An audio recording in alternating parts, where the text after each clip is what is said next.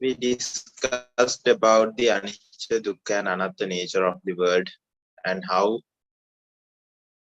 us as lay people tend to find value in the materialistic world and chase after the materialistic goods without knowing the proper mechanism behind it, how the blissful nature or the pleasurable nature of them comes to exist.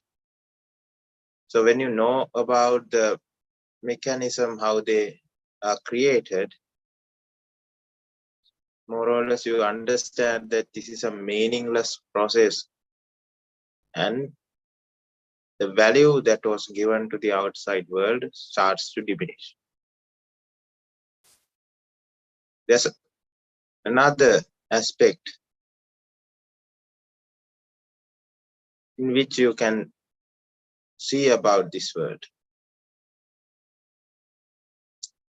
So before starting today's session, which is about Jarā, Maraṇa, which is about getting old, which is Jarā. But when something gets old, it gets decayed with time. You cannot get the same thing over the period of time. So that's decay or Jarā. And at the end, you cannot call it the name you called it anymore, because now it has disfigured, changed to a state where you have to call it another name. So we when that happens, we call Maraṇa, or death, in simple terms, death of something. So that's the topic for today, and we will understand how fast that happens, and that would be very important to get rid of the idea that we are one, or things can last for certain periods of times.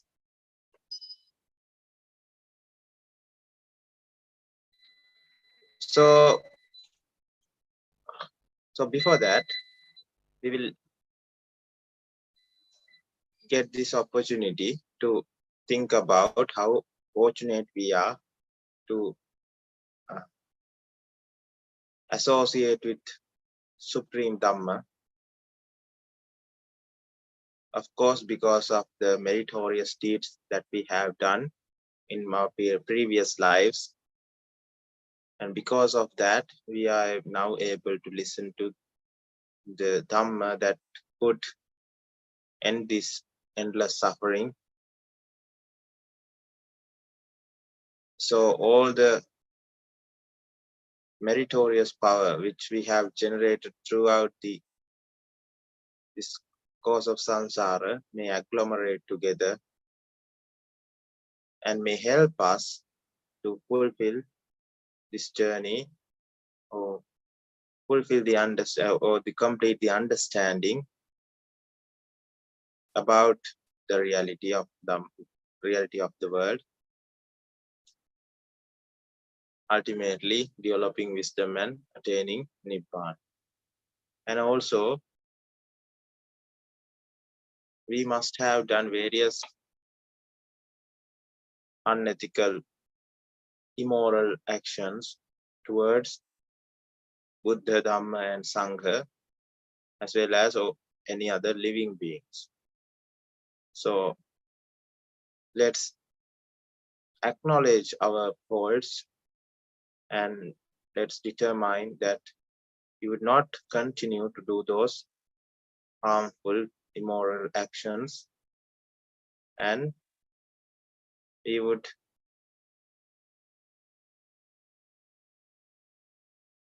acknowledge. This acknowledging itself is how you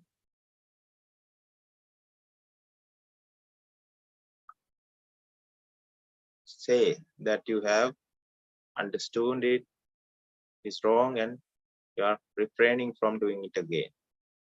We are going to acknowledge it in front of Supreme Buddha, and we determine that we are not going to do them again, and accept this with the sadhukara.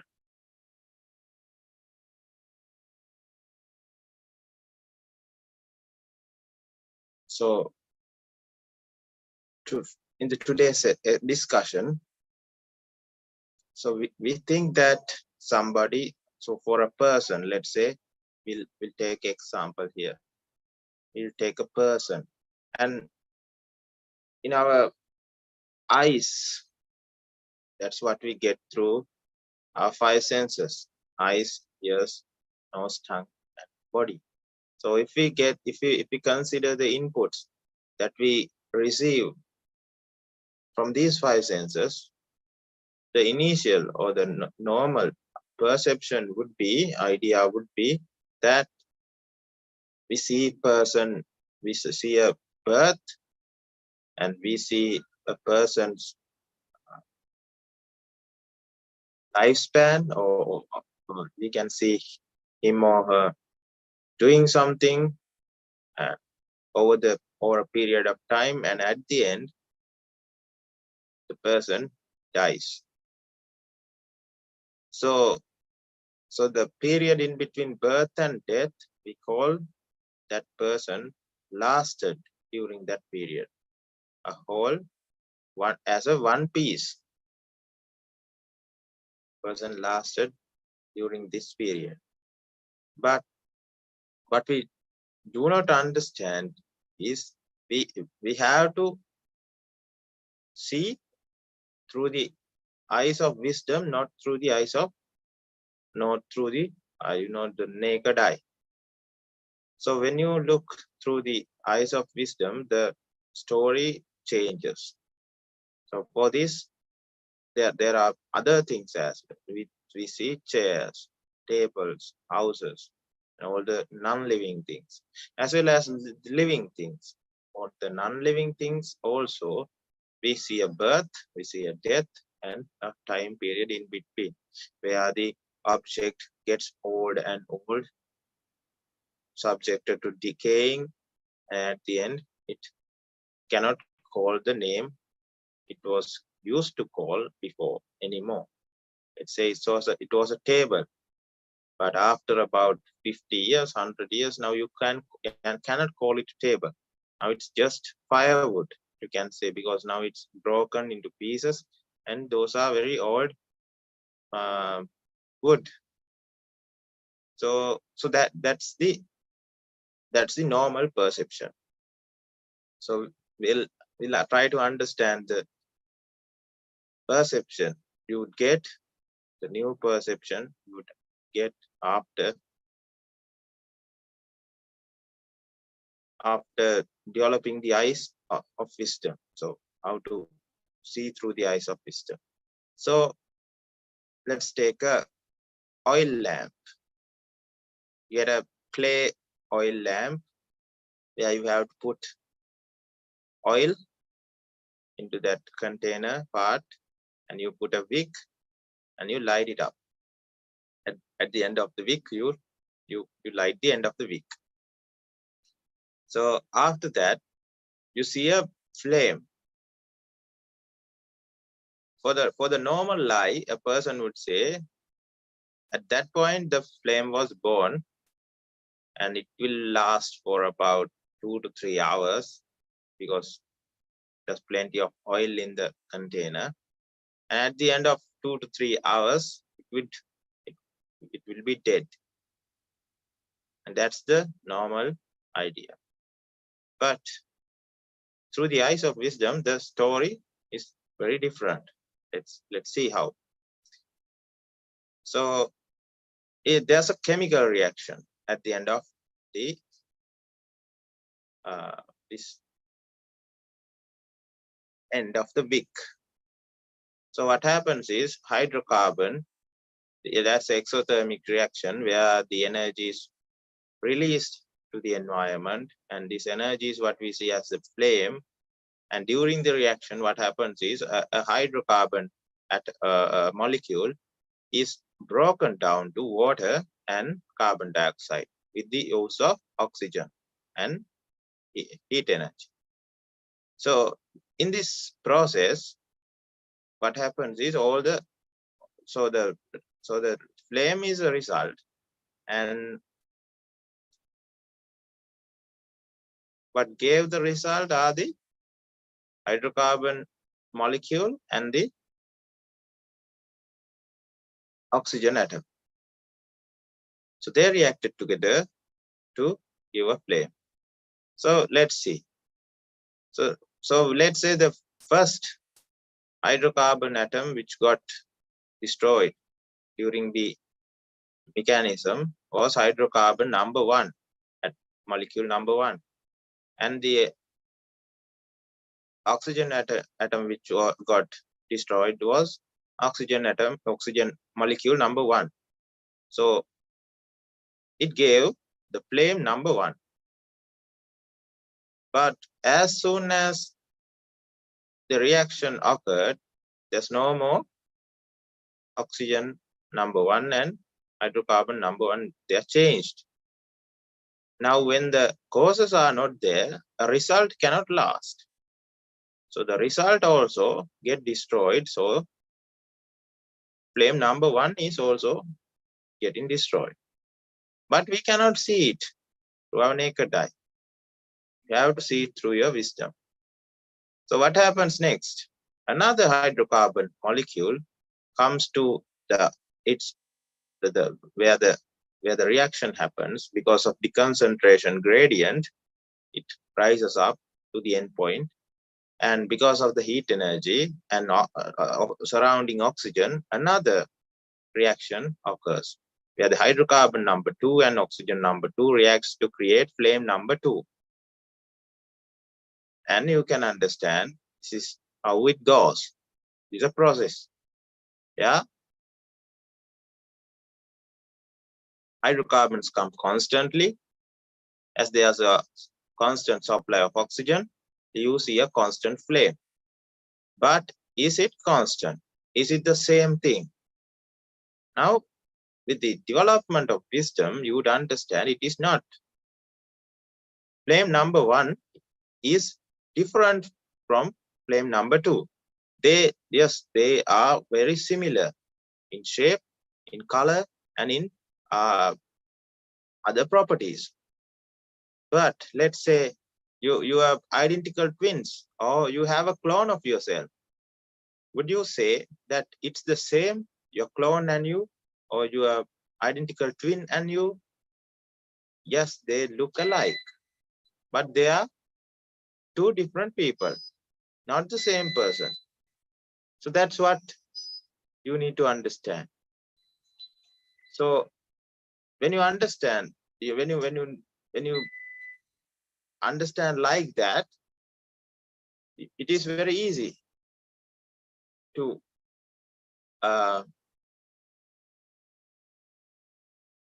understand this concept. So let's say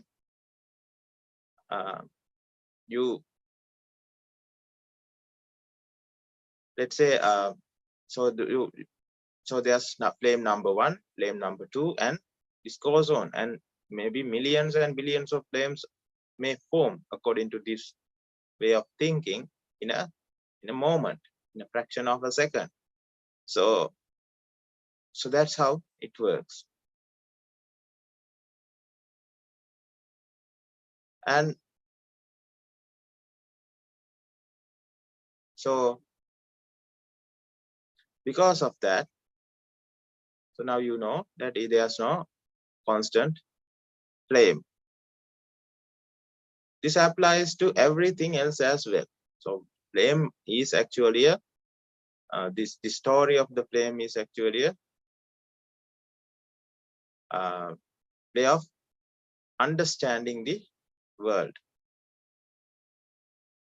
So when you apply it to ourselves as well as to other things, you would understand that when something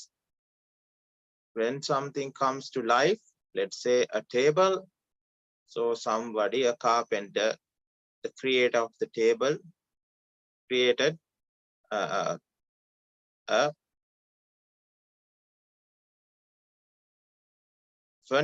piece of furniture with 4 legs and a flat surface on the top. So now we call it a table. But if you touch the table once, and if you start to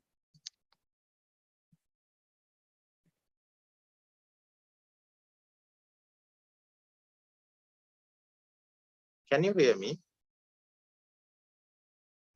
Yes, sir, we can hear you. Wait a second, I think the Wi-Fi is gone. But we can hear you, sorry, sir. Okay, I'll connect it to the Wi-Fi. I think we are going with mobile data. It will end soon.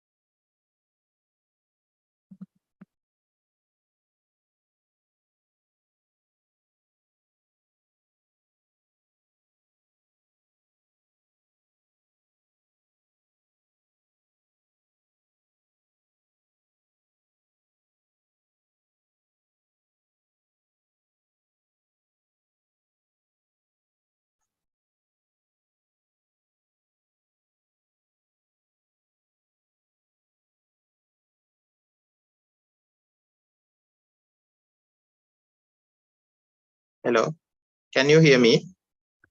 Yes, sir, we can hear you. Okay. Okay. So sorry about that. I think the connection got disrupted, the Wi-Fi connection. Now it's back in place. So we were going through how there's no constant nature in an object. Object in the sense we can call it a person or a non-living object. So we were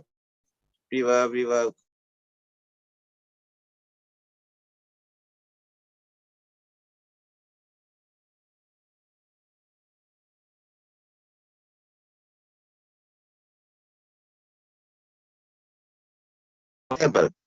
Let's say you touch this table, what is in front of you at this moment, and you try to touch it again. But can you touch the same table again? Take that example we were discussing about a second ago, a minute ago. So in that we were discussing about this flame. So is it true that it looked alike? It's look like the same. Flame 1 and flame 2 looks like the same, but they are not. They are just clones, copies. So when you touch the table once, it's getting old. So that's how it became, at the end, it got destroyed and you could not call it a table anymore. So let's say it was born 2 days before a table. Someone created the table 2 days before. And it's at that moment, from that moment, it starts decaying. So the decaying of the decaying of the second adds to the decaying of the first one. Likewise, decaying of 60 seconds, we can call it decaying of 1 minute. And the decaying of the second minute adds to the decaying of the first minute. And this goes on like that until the day of destruction. So at that point, you cannot call it a table anymore. So if you touch it right now, and if you try to touch the same table again, but it has decayed, it's not the same thing. Maybe there are minute fractures, minute physical changes that we cannot see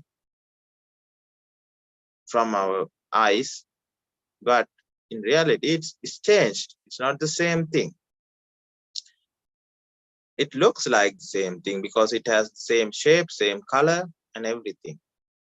So that's what fools our eye. So what's the reason for that?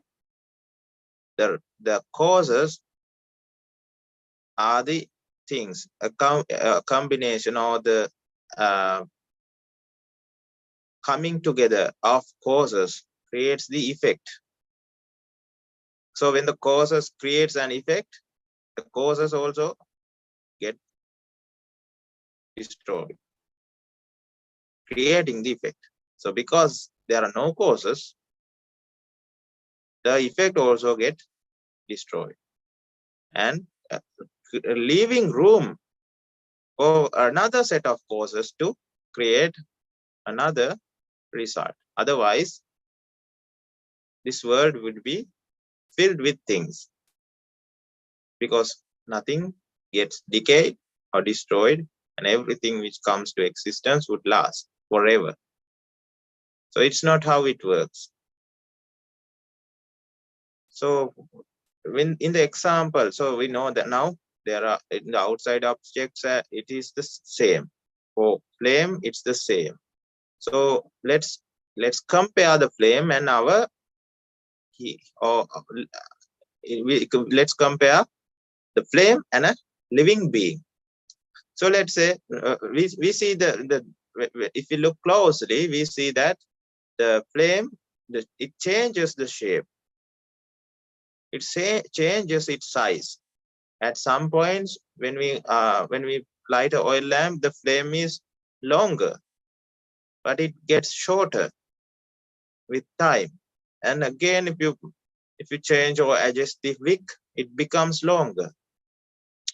And when the wind blows, it changes its shape. So how we can explain all that using what we understand.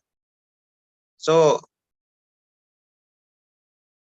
if you do not understand, and if you still think that it's a constant flame that we see, then the constant flame cannot change its shape. Why? Because if a flame is created with a set of causes, and that's the result, and that should die for another flame to occur. And though we say that it looks very alike, there are differences. So that's why we see a dancing flame. So if the flame leans to the left side, and now all of a sudden wind starts to blow from right to left, so now the flame would also comply and turn to the left side. So it was initially facing right side because the wind was coming from the other way. So since it was now coming from right to left, now the flame should move from right side to left side.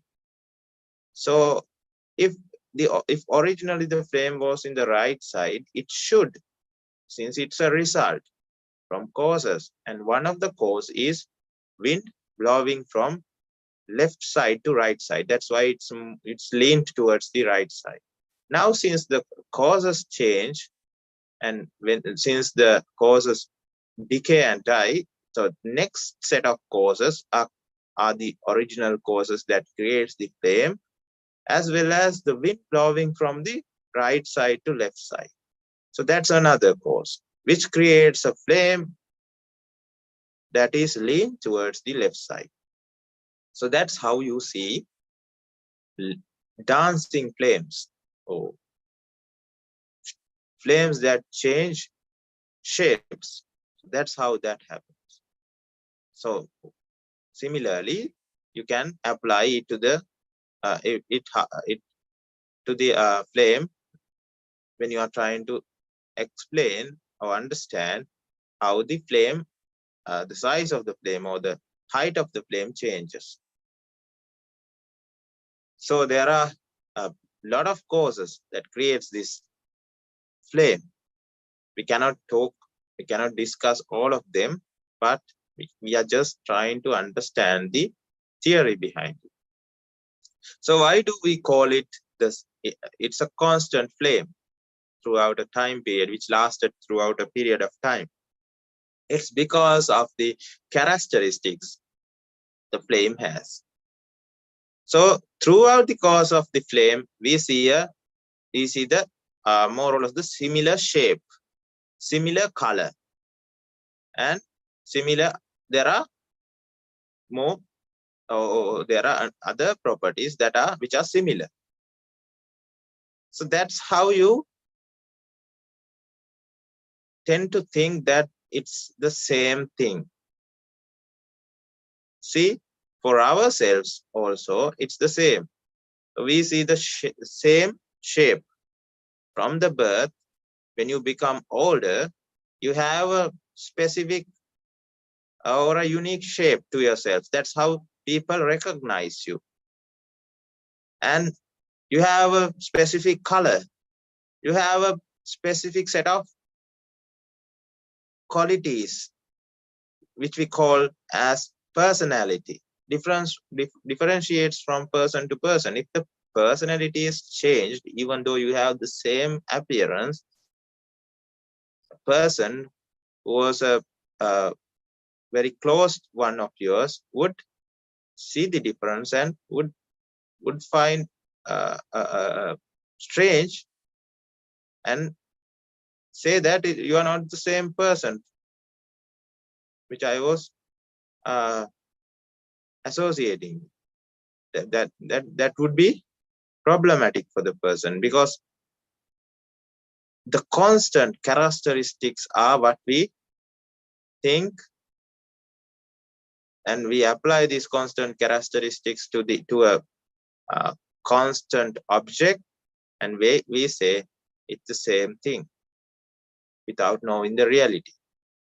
So let's say there's this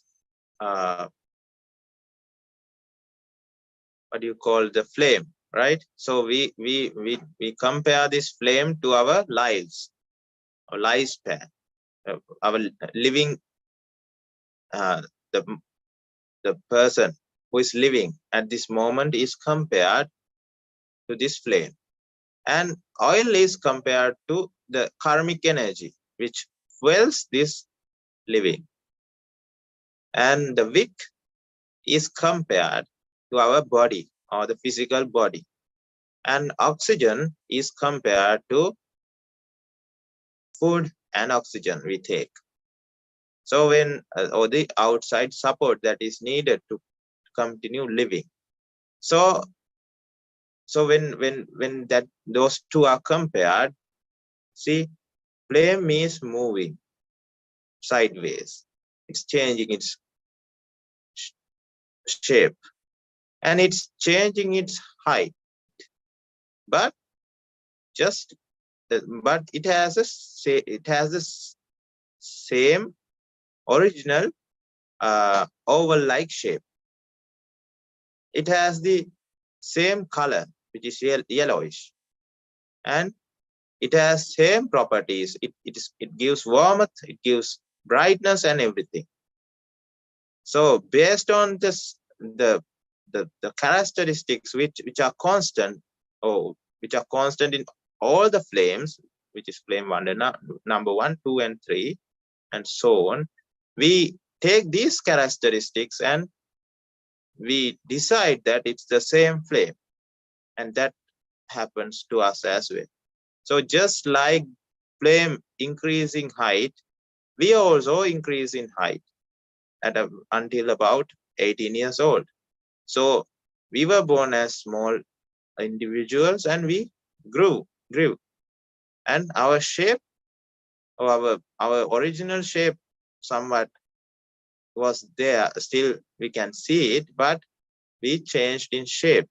So based on shape only, we cannot say it's the same person. And let's say now we are talking, and then now we can go here and there. We can change the position of our limbs. We can go back and forth. So that's just like dancing flame. So the flame changes its position from one to another based on how the causes align. The result change. So likewise, what happens here is we change our posture. We change our way of, we are not like a stone pillar. Change. So we are creating constant clones of ourselves. One is holding our arm up, and the another one has put the arm down, and another one is talking, and another one is silent, and another one is going, and another one is staying still. So different causes creating different versions of ourselves. That's karmic energy. And the other factors, there are a lot of factors. We cannot simply say that there's these are the things that create a living being. It's not easy, but we know that it was created from causes. Otherwise, it's very absurd to think that they come to rise on their own without any causes. So these causes creates a me, or let's say we call ourselves myself. So let's say myself number 1. And the second, the person who is now lifting his arm. So the arm was originally in the resting position or flat position, and now he wants to raise his arm perpendicular to the floor. So first person is myself number 1 with a flat hand. Now it should now effort, putting effort is a cause.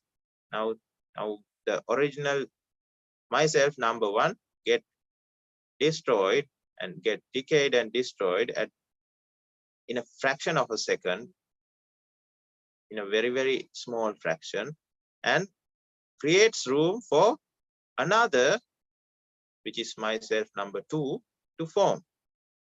So likewise, when this happens, for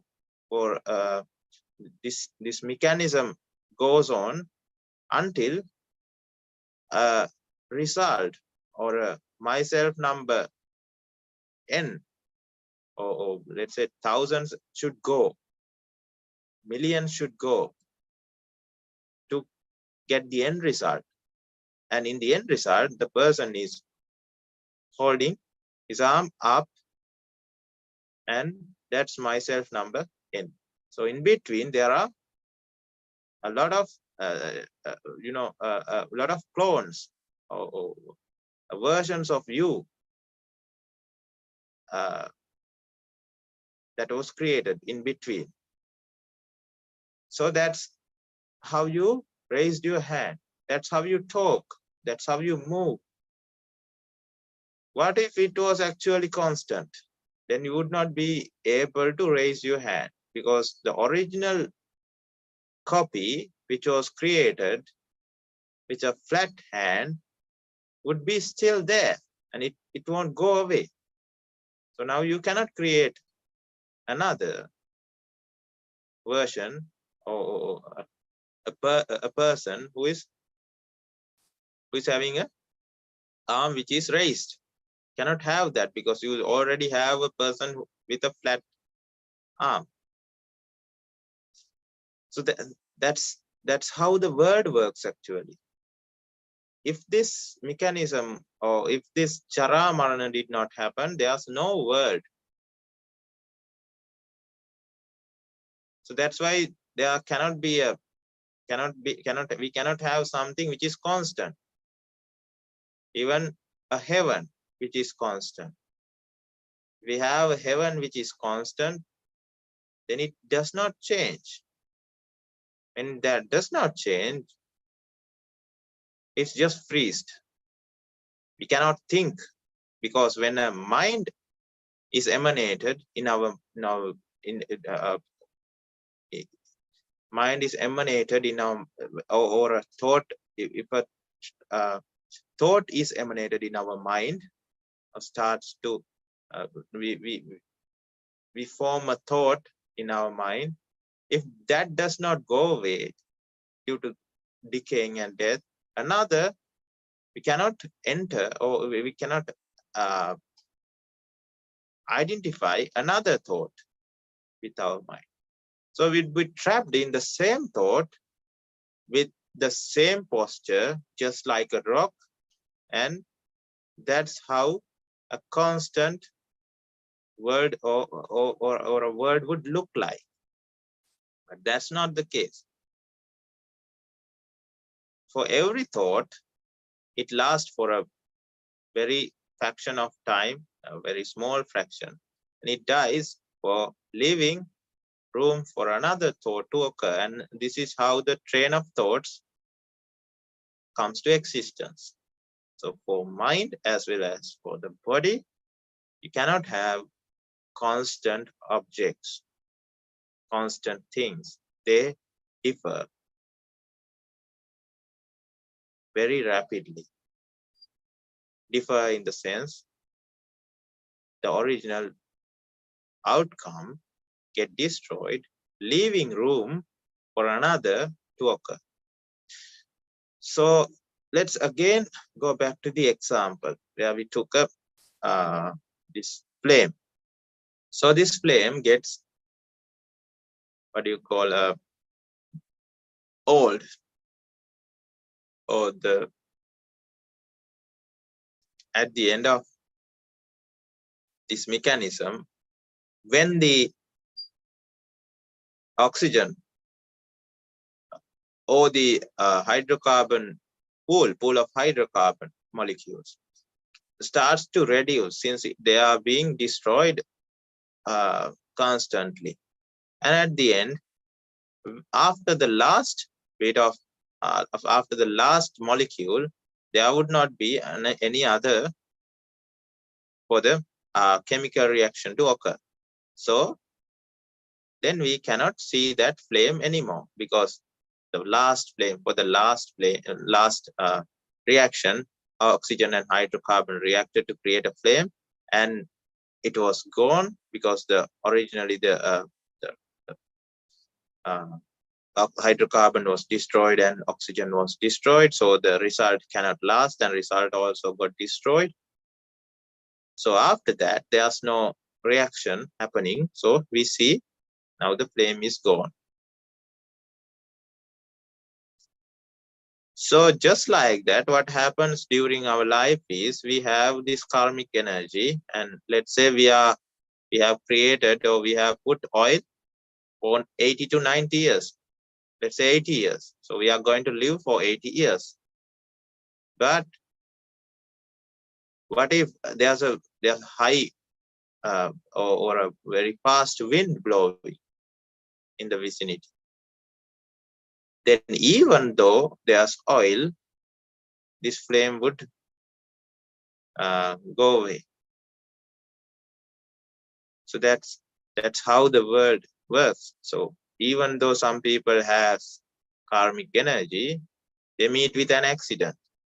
They fall from a building or something happens, and that's the end of life for that person.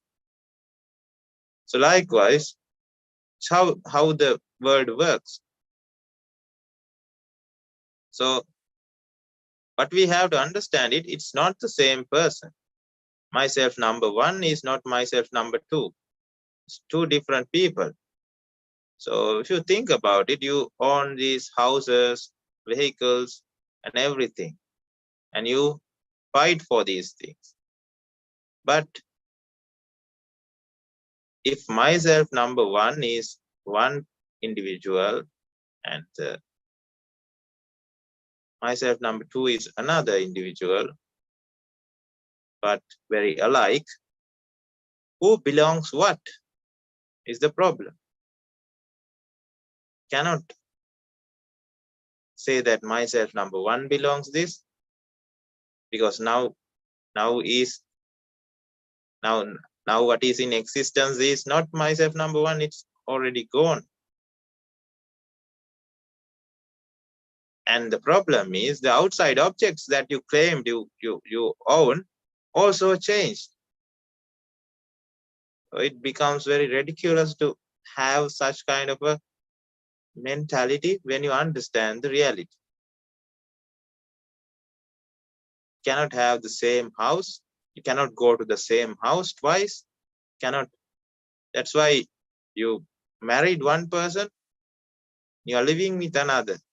That's why people end up in divorce, because the person you start the relationship with is not there anymore. The image is the same, looks alike, but not the same person. So it's our fault to we are the people who got tricked. It's avidya, that it's the same person. So if you go to work, if you think about your home, you're thinking about what is in your mind, not the home or the house. In reality, it's already gone. What if causes did not align again? Our house will be flat on the floor, on the ground. So that's how it works. So when that is the problem, you understand that you cannot use the same road again. You cannot associate with the same people again. And that's very problematic. If your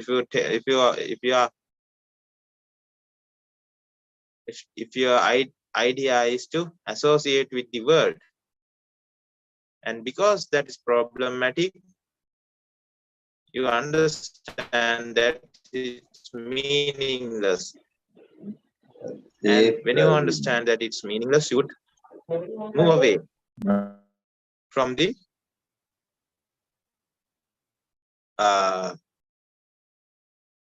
from giving value to this world.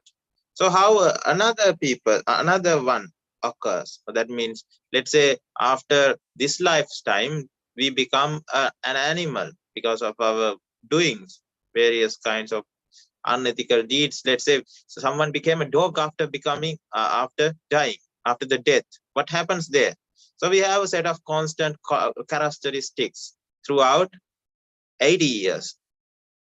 So the karmic energy was there for 80 years. So our flame, or the flame of life, was there for 80 years. At the end of 80 years, what happens? We became a dog. So how does that happen? So all the karmic energy which was in the this container was now at the end. Now it's ending, and at the end, our mental. So since we have been doing a lot of things that are done by dogs, that's how a dog emanates, or that's how a dog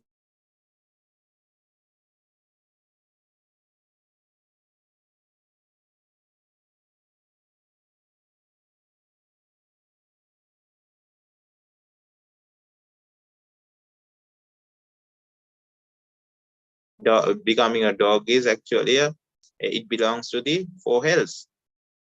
So bad, unethical, immoral actions. So it creates an energy, but it's in the karma bhava.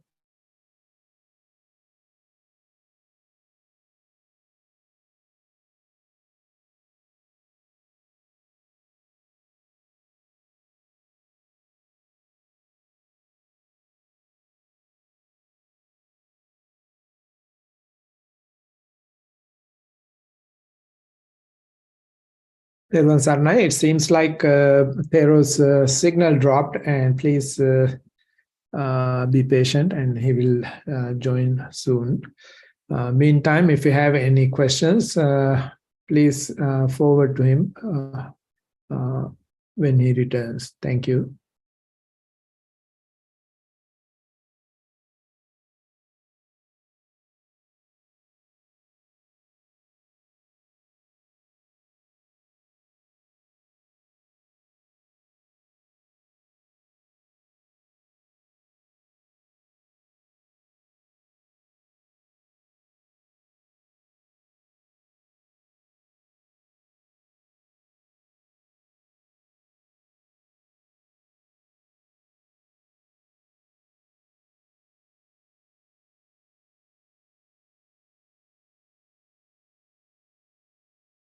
Theruvan Saranai, do you have any questions that I may be able to answer, or we may be able to discuss something until Thero returns?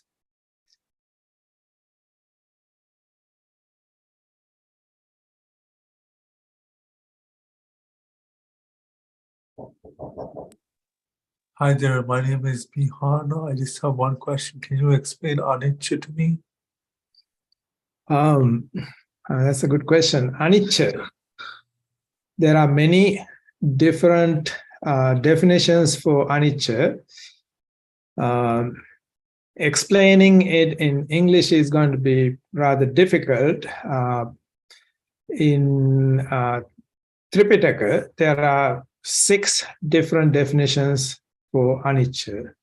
So one way is actually, so if you participated in the second discussion with Thero, you probably heard about how the suffering arises. That means we always have to fulfill some need. So in today's example, it was the lamp. And you have to have a constant flow of oil to the fire that is at the end of the wick. So the wick burns a little bit at a time. So if we had a lamp lighted for about an hour, you can see the original level of oil is gone for a while, right? But if we had the lamp only for 15 minutes, we can see a little bit difference in the oil level. But if it was only a few seconds, although millions of oil molecules and millions of oxygen molecules and some of the wick has been consumed, we cannot see it. We have to, extrapolate the our wisdom, extrapolate the our knowledge and think about it with wisdom to understand it. So anicca is the one of the definitions for anicca is that just like to keep the fire going, we have to have a constant supply of oxygen, the wick, and oil. So that means there's a deficiency at the end of the tip of the wick. So we have to complete that deficiency, or we have to fulfill that deficiency every single nanosecond, or even it's even more subtle. So that deficiency. But in our life, for example, we have hunger. So we suffer from hunger, and then we eat food. And once we are full, we cannot eat anymore. And even if somebody offers the best food in this world, we cannot even look at it sometimes. We don't want to eat it. So what happened here was that when we are hungry, we are having some deficiency. So once that deficiency is fulfilled, we think we are satisfied, but actually it is the normal state. So that constant deficiency is driving us, and that constant deficiency is what the desire to fulfill those deficiency is what keeps what makes us going through this samsaric journey and feeling it. So anicca can be explained in that way, that it is never fulfilled, because you can eat food, all the tasty food, every single time you get hungry, but after a few hours you're hungry again. Similar way, you can listen to all the music in this world that you desire, and you will stop it, and then you'll say, okay, I need to listen to this music, or watch a movie, or watch TV. So constantly we are trying to fulfill our organs, eye, ear, tongue, nose, body, and mind, with the objects that we think we are going to fulfill. But the moment we fulfill it, we are going to start having a deficiency. So it cannot be fulfilled at all. So what we are doing is, it's similar to if we have 6 buckets with holes on the bottom, and we try to fill those buckets with water. You will see that as soon as we dump a bucket of water, it seems like full, but it's gone. So that is what the suffering is, and that is what one of the definitions of anicca is. In Tripitaka, it is said, Pilana Tena Anicca. Pilana means pidana, or in Sinhalese, it is the suffering due to deficiencies. Another definition you could understand is that the adhvatena anicca. Adhva means in Pali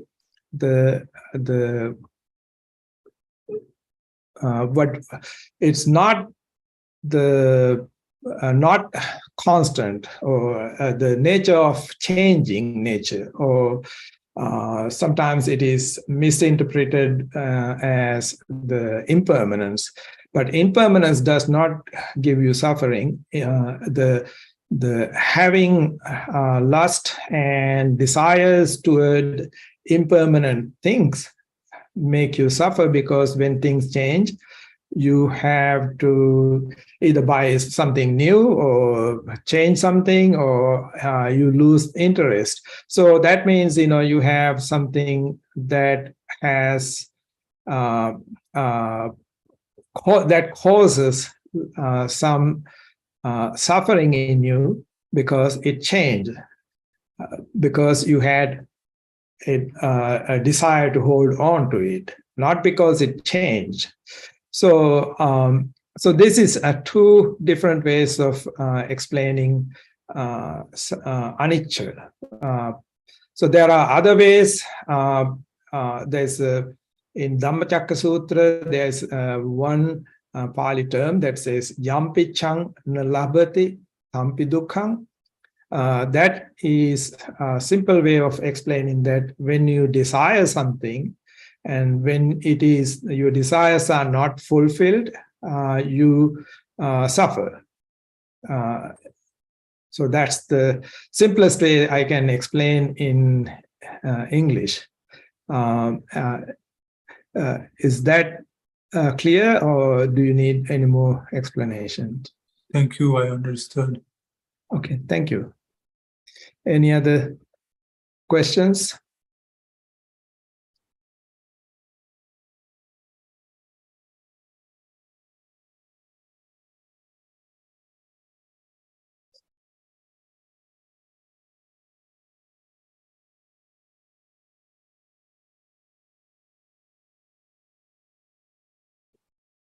Yes, please go ahead.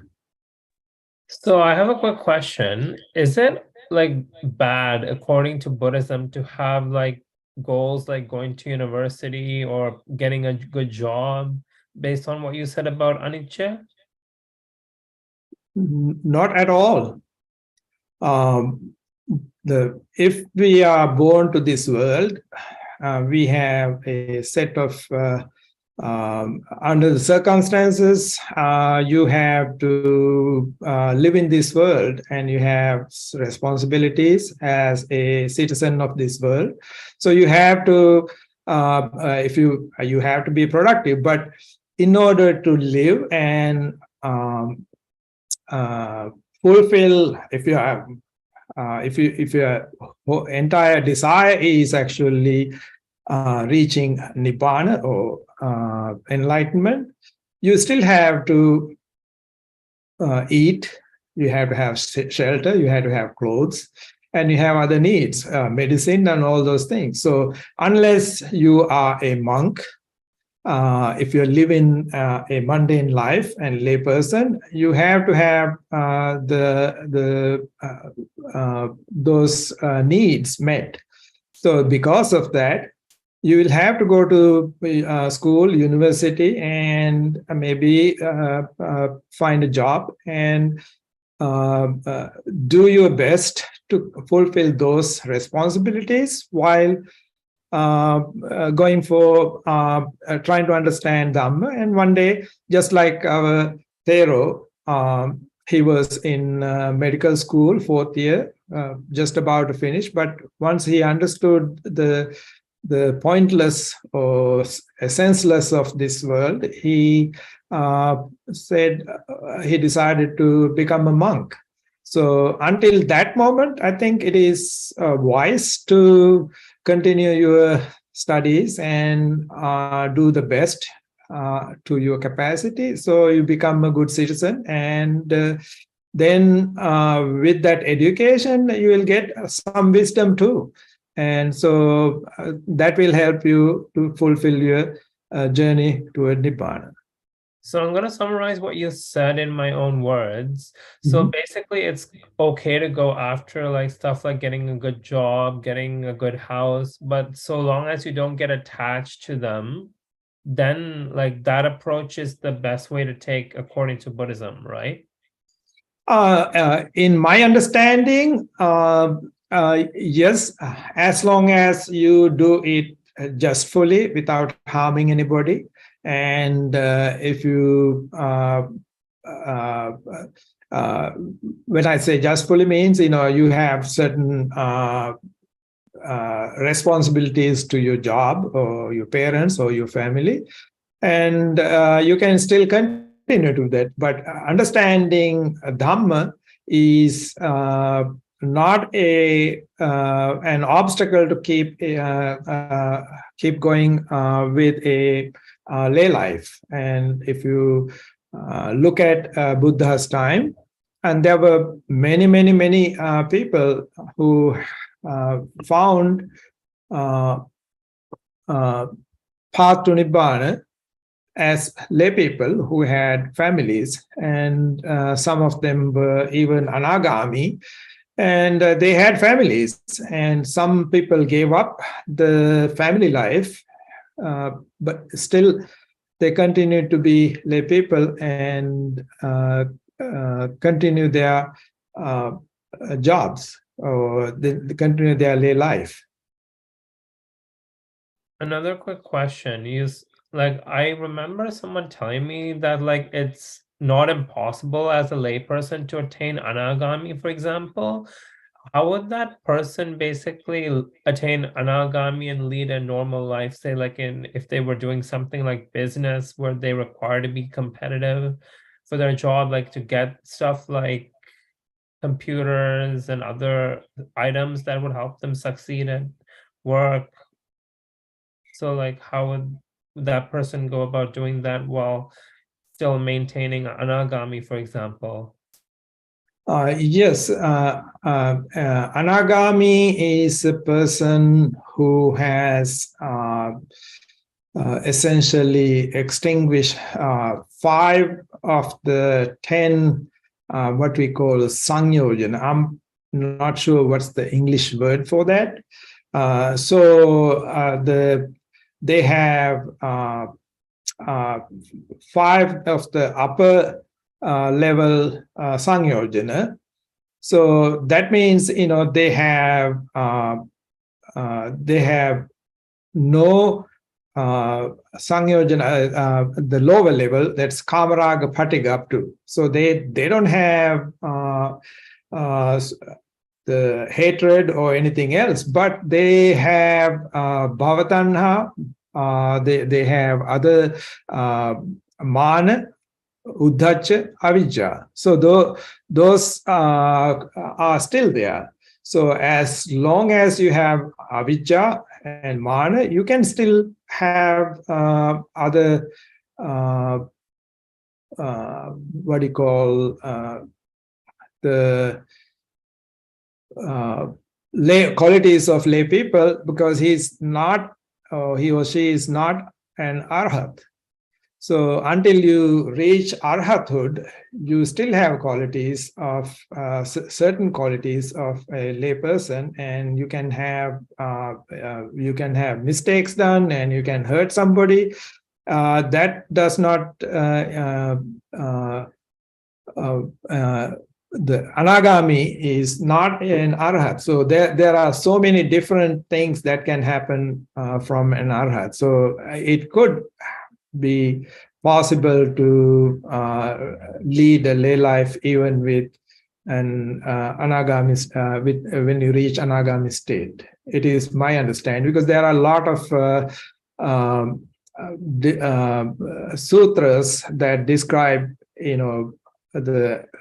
the qualities of an arhat and qualities of sotapanna, sakadagami, anagami. So only an arhat will not intentionally kill, steal, or commit certain unwholesome activities. So other than that, anything can happen from an anagami or sakadagami or sotapanna. I have another question to add on to that.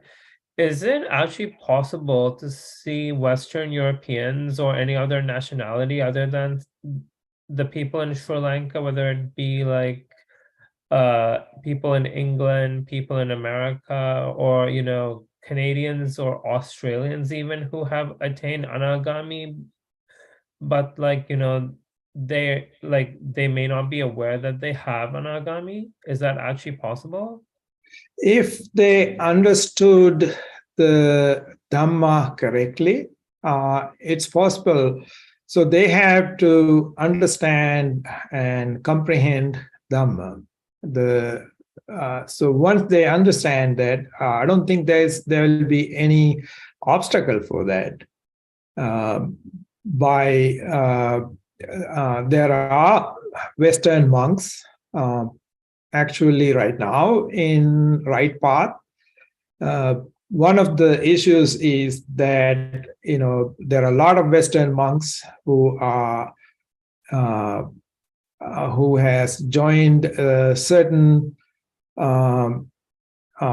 sects, but they keep saying that impermanence is the cause for suffering, which is a completely incorrect understanding. So once, if they understood the correct Dhamma, what Buddha taught, they will be able to reach even Arhathood. So adding on to that comment, I was wondering, how would I know, for example, if I had Sakradagami or even Sotapanna? There are, so the Sotapanna is someone, okay, I will back up a little bit. There are 8 different Aryan or Arya or the people on the path to Nibbana, enlightenment. There are 8. The first is the person on the way to Sotapanna, then Sotapanna, then the person striving to be a Sakadagami, and Sakadagami, that's 4, and a person striving to be Anagami, and who reached Anagami state, that's 6.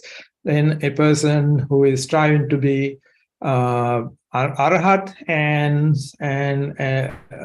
someone who has reached Arahat. So those are the 8 Arya persons, Aryan, which is, I'm sure you have heard if you are chanting, when you say the 24 qualities of 9 qualities of Buddha, 6 qualities of Dhamma, and 9 qualities of Sangha, you may have heard the Pali term Yadidang Chattari Purisayugani Atta Purisa Puggala Esa Bhagavato Savaka Sangho.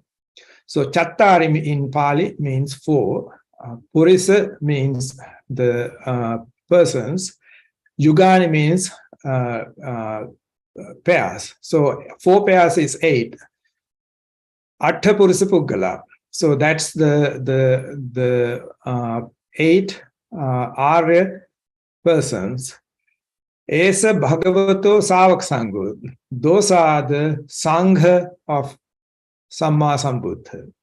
So that means if you are striving to be a Sotapanna, if you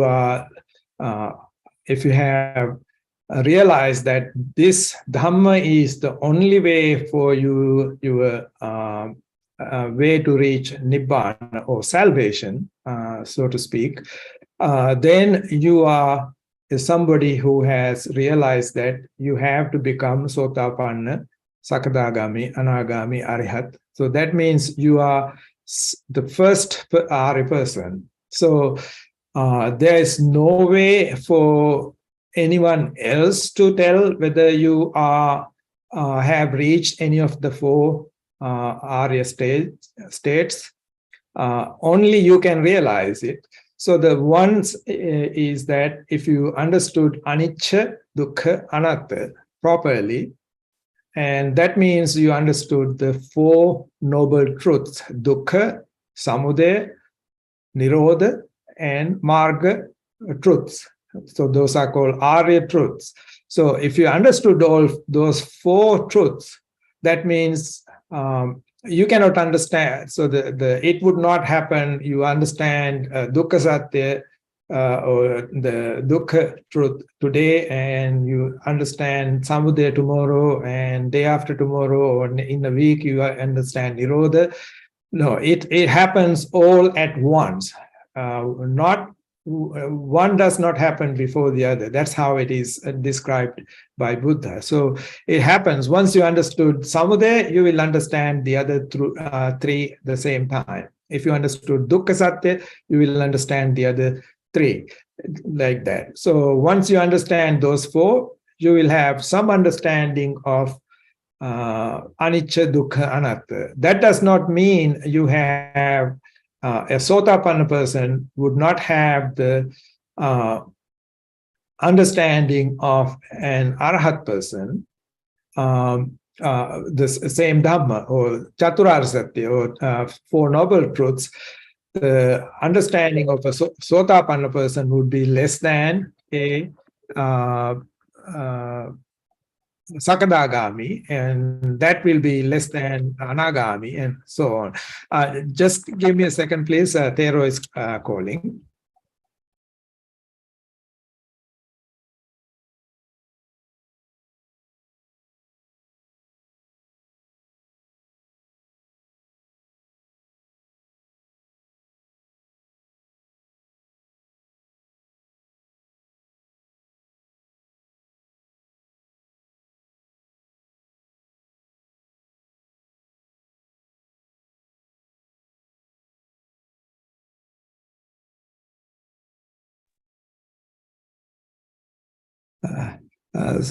We apologize. And Thero was actually, he was in what you call Dhamma Samadhi.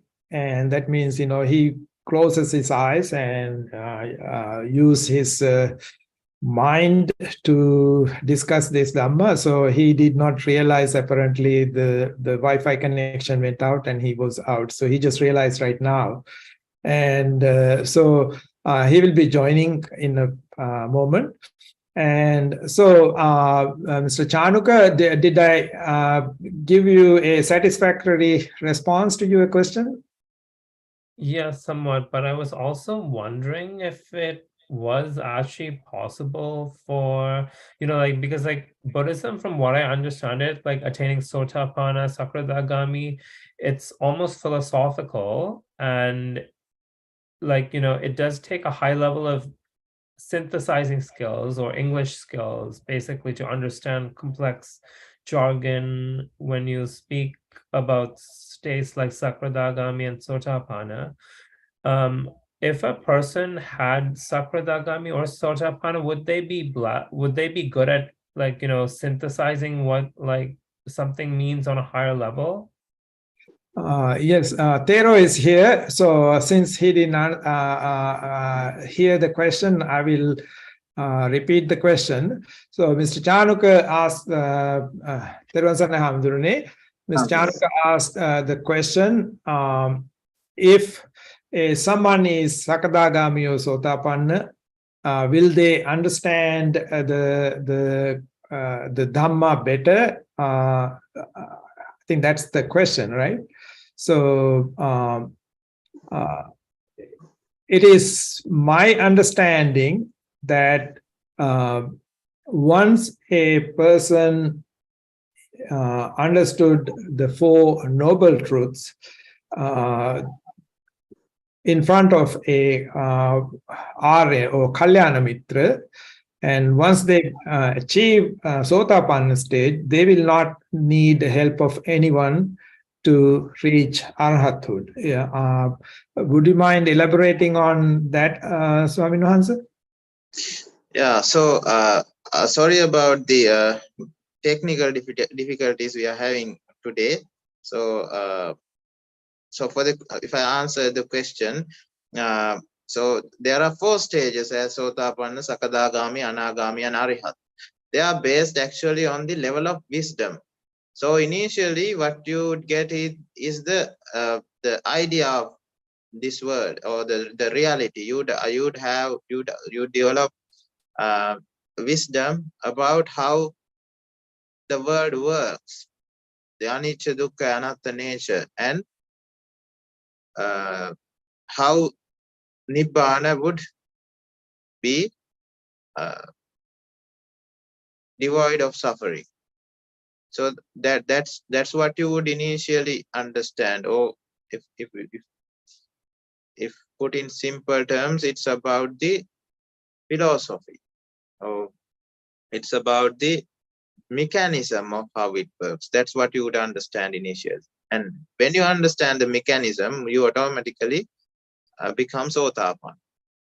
So after that, even though you understood about the mechanism, it's not that you're going to abide or stay with that practice. The practice would be totally different from what you understand, because you have habits, various kinds of habits. So since we are people who tend to work according to our habits, so we would have different kinds of things where we get attached to. So especially when someone is below anagami, that person would be attached to sensual pleasures, and he would go after those things, but with the knowledge that it's useless. But since there's this habit, we have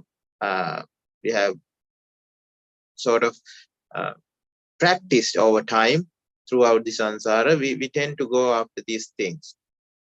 But the pathway is to get rid of these habits.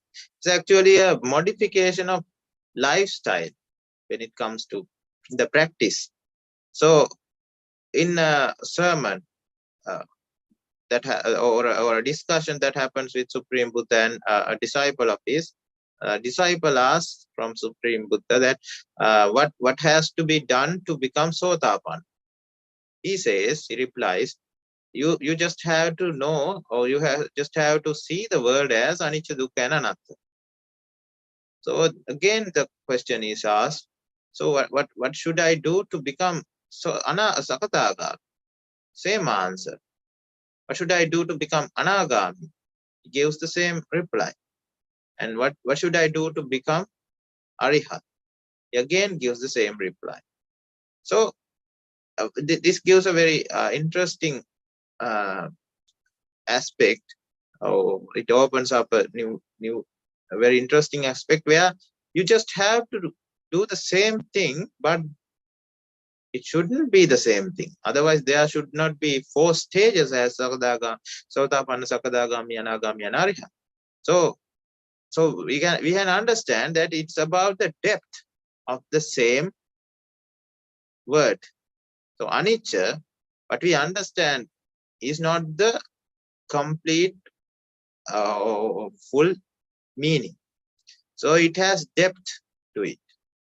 So when we practice, when we try to develop our wisdom, this understanding deepens, and we would be able to see more details, more the same thing, same meaning, but the depth we understand increases. When that happens with the development of wisdom. When that happens, you will automatically, the attachments you had, the habits, the wrong and bad habits, unethical, immoral actions you are having, all would just go away. Do not perform those things, because your wisdom develops. So it's something like that. To become anagami as well, it's just the same thing. To become arihat, it's the same thing. But the understanding of arihat with regard to anicca, dukkha, and anatta is totally on a whole another level from the person who is just have become sotapan. But it's not that something who has become arihat says that the understanding of sotapan is wrong. It's not that. But same understanding broadens and deepens, and it helps with the increasing wisdom. So that's how it happens. Did I give an answer for your question? Yeah, I think you did. So we were talking about this Jarā Maraṇa. I don't know when I got disconnected, because I was closing my eyes and I was just going on with the flow.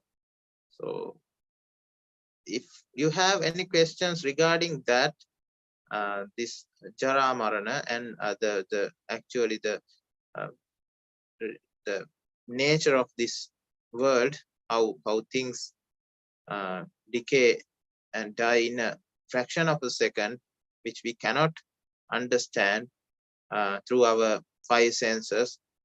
So if you have any questions regarding that or anything else, you can ask. Hi there, Swami Wans. My name is Bihan. I just have one question. That is, can we get Sotapanna from listening to the Bana on Zoom, or do we have to meet in person to get it? Yeah, now this is the thing. Only a Supreme Buddha can tell whether we have become Sotapanna or not, because it needs a very high level of wisdom which a normal person does not acquire to give that certificate that you have attained Sotapanna state. So another way is, if you have this something called Pratyaveksha Jnana, or the wisdom about knowing yourself that you have attained Sotapanna or any other state. If someone has this rare, what do you call, a rare quality, or the rare ability, so if one has that, then that person also will be able to understand on his own that he has attained this state. Otherwise, normal people can guess, almost guess, that I have attained, or I have the understanding about this reality. Otherwise, other ones cannot, except the people who has this Pratyaveksha Jnana and the people who has got certified by the word of Supreme Buddha. Other than those two, others cannot 100% say that I have attained this and it's 100% sure. Yeah, they can say to a 99.9%, but it's not 100%, because for it to become 100%, you have to have these kinds of wisdoms. So yeah, the thing is, for someone to become Sotapanna, Sota means ear. So you have to listen using your ears. And this Zoom and other digital platforms, about those, I am not quite sure, because I think a Supreme Buddha should tell us that whether we can do this via Zoom or not. Otherwise, since it's a very it's a topic that is not comprehensible to us, it's very hard to give a exact straight yes or no answer. But since it's Sotapanna, Sota means ear, in some way it does the thing. And let's say you are maybe 6,000, 4,000 miles away from here, but when it comes to the metaphysical world or Nama world, there's no, the distance is not a limiting factor. So we are the distance is a limiting factor when it comes to vision and when it comes to sound. But we are filling that gap with technology. Since distance is not a limiting factor when it comes to Nama world, so the metta, the expressions of metta and other kind and metta qualities that should be also there for someone to understand Dhamma, has no distance barrier. So we can think, I am not quite sure, cannot say 100%. Maybe I can say for 60% that this kind of a platform also can make you understand about Dhamma without a problem. But the best thing is doing it one-to-one. So at that point, you are very able to understand, ask questions, and since the interaction is more natural than this, it would be beneficial. That's for sure. It would be beneficial than this kind of a platform. But since it's all we have, I think it's very beneficial in this. If we can understand what we are told, and if we can apply it to our lives, and if we can reduce the suffering we are already having with day-to-day life, we can do that, then it would be of great help. So because it's one step towards Nibbana, so that's all we can do. So when we keep steps, we are creating causes. When we are creating causes, they will give out results. And we are creating causes for something eternal. That's Nibbana. So when we are creating causes for that, these causes would create another cascade of causes. So these causes would create results, and they become causes for another mechanism. So likewise, this would go on and go on, creating what you called a chain of events leading up to Nibbana. So since you are not doing any immoral actions while we are having this conversation, so since you are using your mind, your body, and your words for something very rare and very precious, it would actually get you there with this kind of a understanding. So it's not about whether you have become Sotapanna or whether you have not. You just try to get rid of the sufferings you have in life. So that's ultimately we are talking about attaining Nibbana. So you listen to Dhamma and you practice Dhamma, and doing those two is how you got here. This is not something happened out of the blue. This is very actually this is a result of causes, as we know. So you have created causes in your past, in this sansaric journey, being loyal and faithful towards Supreme Buddha, Dhamma, and Sangha. You have done alms givings. You have listened to Dhamma, practiced Dhamma, and all sorts of things, and that created this moment. Let's say this is the furthest you can get. But since you are creating the same kind of causes again, it would definitely help you to go to the next step.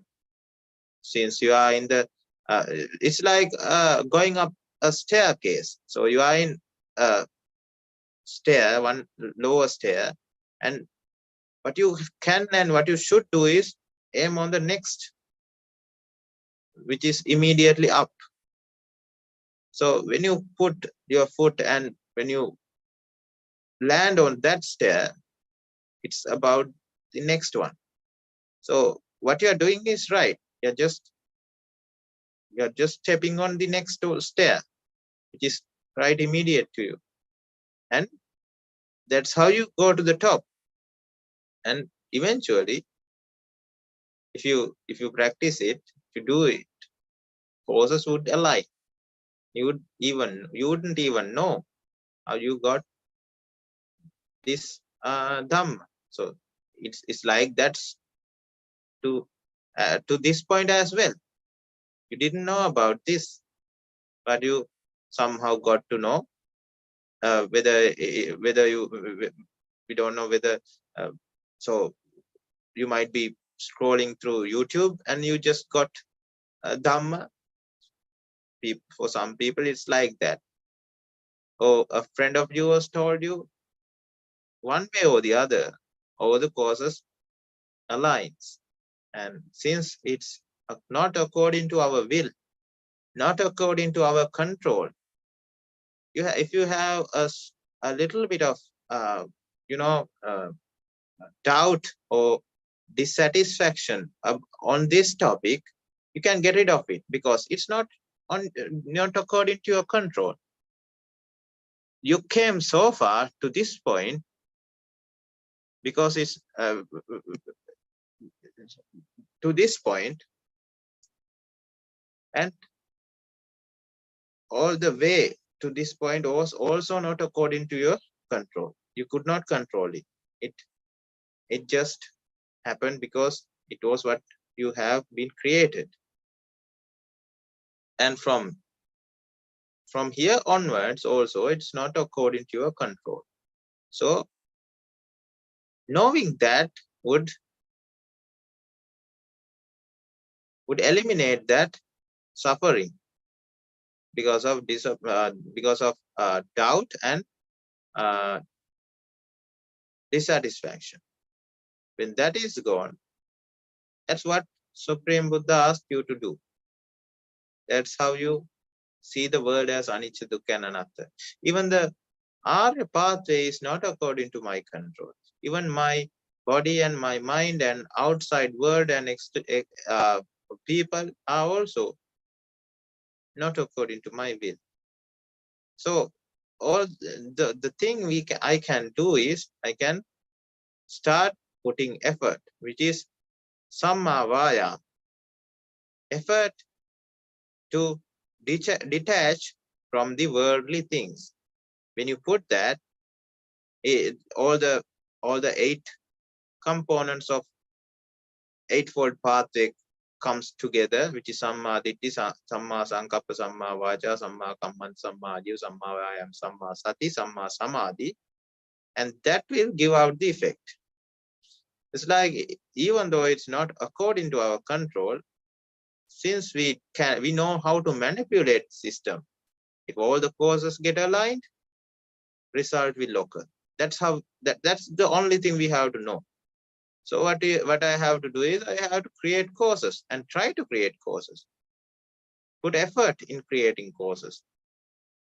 But having expectations and having this should go like this and this shouldn't go like that is not the way for an effect to occur, because that also creates an effect, and that's called suffering. Because when you have expectations, in the sense when you are attached to it, when you have the will that this should go like this and this shouldn't go like that, when that's your idea, and when you try to do something, the more stronger that idea is embedded in your mind, the suffering comes with it would increase. So it's a directly proportional association between those two. So that's what you need to understand. So otherwise, all the people would be in a very doubtful situation, because nobody is going to tell that they have become this and become that, attain this phala, or attain that phala, sotapanna, sakadagami, whatever. So since nobody is saying that, they would be in doubt, and this doubtful mindset is actually not good to understand and comprehend Dhamma, because it's very shallow kind of it's like a water, that the surface of the water, when it moves, you cannot see the depth. So just like that, when you don't when that doubtful mind is there in your in your mind, you cannot see the depth. You cannot see. You cannot develop wisdom. So you get rid of that. You understand that it's not according to my control. You cannot control even the pathway to Nibbana. Otherwise, we would have all gone and we would have all attained Nibbana and get what do you call, finished with this sansaric journey. But it's not like that. It's not. It works according to a mechanism. So we have to manipulate the mechanism. So that's why it comes as Sila, Samadhi, and Prajna. So we have to practice it, and we have to do what is necessary to attain Nibbana. So we does that. We does that, keeping aside whether we have attained Sotapanna, not attained Sotapanna. We are not going to think about it, but we do what is necessary. When we do what is necessary, there all the causes would align, just like how we got so far. It's like how we managed to arrive here. So just like that, that also will help. So I think, do you have any more questions about that? No, Swami, once I understood. Into the Veva. Therwan Saranai. Therwan Saranai Ape Hamdurne. So once Ananda Thero asked Lord Buddha about the abilities of Lord Buddha to speak to other worlds. I think it was said that Lord Buddha can speak to what do you call Tri Sahasra, third level galaxies. So from that, what I understood was that Lord Buddha can be in this world and speak to the beings in other galaxies so that they can hear this Dhamma, and if they have the ability, they can become Sovan, Sakadagami, Anagami, Arhat. Would you please elaborate on that? Yeah, now the ability of a supreme Buddha, it's Buddha Vishaya, or the subject of Buddha, which is very which is uncomprehensible for a normal person, or even an Arihat. It would be incomprehensible. It's not easy to understand, but we can understand that he is able to perform this what you call superhuman. He has these superhuman abilities where he has this manomaya, or he can just send this his what you call astral body kind of a thing to any place to do a sermon, or he can just think and create a mental power that would create that would help to propagate that sound which is already coming out of the mouth to move to whatever the distance he likes. So that kind of great qualities were there with him. But for a normal, even our Loku Thero or Vaharaka Thero, he also had these kind of extra human or superhuman abilities where he could use this manomaya and stuff. So so when that is there, they are very well able to because they have this mental capacity to do that. They are very well able to focus on those people that is needed while they are in a faraway distance, without even having these Zoom and other things. But when it comes to normal practice, we cannot have, we don't have that those kinds of abilities. So I think that gap is being filled with Zoom, something like Zoom or multimedia, where the sound is propagated to the correct place with the technology. So that also might help, because we do not know for sure, we do not know 100%, but it might help.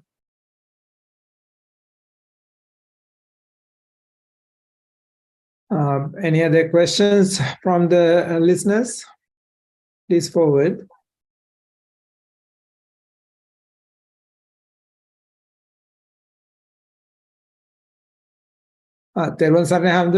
So what I think is that if someone can participate in this Zoom session or any other Dhamma session and stay 1.5 hours attentive to this discussion and ask questions, and they are on the right path. So it is my understanding that once you have that desire, and what they're doing is actually they are seeking the path, or they are entering the path to Nibbana. So they are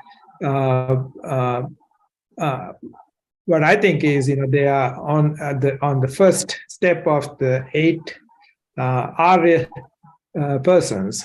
So those are, according to Lord Buddha, all 8 Aryans are also will not go to the 4 hells. And could you please elaborate on that? Yeah. So I'll give you this example. So there was during the Kashyapa Buddha's era, there was these 5 people who climbed on a rock, and there's no way down because they have pushed the ladder they used to climb up away. So they are trapped in this rock, on the rock, but their aim is to become Arihat, or to to attain Nibbana. So that's their goal. So 2 attains Nibbana, one becomes Arihat, another one first, and he says that I would help you, I would bring food to you, because now he has extra suprahuman abilities. He can move through the space or through the air and bring food for them, even though this is not accessible to the mountain or rock top is not accessible for a normal person. But the others say they tell the Arihat Thero that it is not needed. You have done your part, and you have attained, you have won, but we have won, we have to also won. You just don't need to help us. We'll just do this on our own and attain Nibbana. So the second person also become Anagami and says the same thing, but the other 3 did not align. They don't want, they say that they don't need help. But these last 3 people, even they must have done discussions with people, these 2 who has already understood. Otherwise they wouldn't be able to become Sota, Anagami and Arihat. They have already understood Dhamma. They have already practiced. They were already practicing Dhamma, and they must have had discussions in between themselves, and they must have concluded that all of us understands this Dhamma. What we have to do is just to practice and just to complete this Dhamma. That's how they decided to climb this rock. But in the end, those 3, the last 3 people, just died on this rock, but they created immense amount of meritorious power that they were helped in the end during this era of Buddha or Gautama Buddha. So they were helped very well, and they became very wise monks who attained Arihathood. So who are able to understand Dhamma in few seconds. They develop that ability through that exercise that they did before during the other Supreme Buddha's era. So the thing is, even though we are following the same pathway, even though we think that we are doing everything we can, we do not know. How do we know that we are meant for the next Buddha's to become the next Buddha's main disciple? We don't know. But what we can understand is, even we know, or even we do not know, the pain or the suffering is real in this universe, in this world. So when that is real, what we can do is we can create causes to become Arihat. We do not know whether we have become Sotapanna. Still, the only option is we should get rid of this world. We know that we have become Sotapanna. Still, the option is we have to become Arihat. So, regardless of whether we have understood or not, we are putting our full effort to become Arihat, or to attain Supreme Nibbana. So we put aside what we cannot fully comprehend, because however much we try, there's only those two ways to get rid of this doubt 100%. Otherwise, we can think and say that yeah, I have this understanding, I might have attained this phala. So when you become Anagami also, or Arihat, you would be you would be knowing it exactly, that you have attained this phala.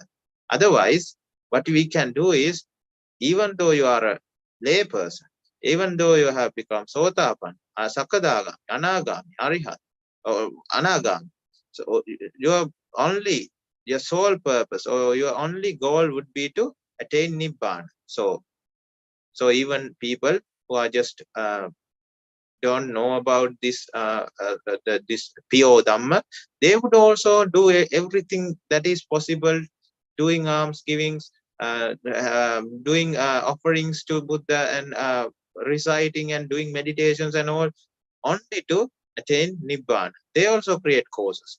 We are also going to create causes. Knowing that we have attained or not is not a cause to attain Nibbana. So since it's not a cause, you just put it aside and try our best to listen to Dhamma, understand it more, because understanding always increases our wisdom. It does not say that even a Sotapanna is has fully understood the capacity of this world. Only a Supreme Buddha can fully understand the capacity of the world. Even an Arihat would not be able to understand that level. So it's just a hierarchy. So yeah, in the down below in the hierarchy, we just try to listen to Dhamma, practice Dhamma, meditate, and do everything that is possible. Even and knowing whether we have attained this phala or not, we just keep it aside. Knowing it or not, what is necessary should be done. It's just like you have an exam, right? So you have to study. You can have this goal that I should become the first of this class.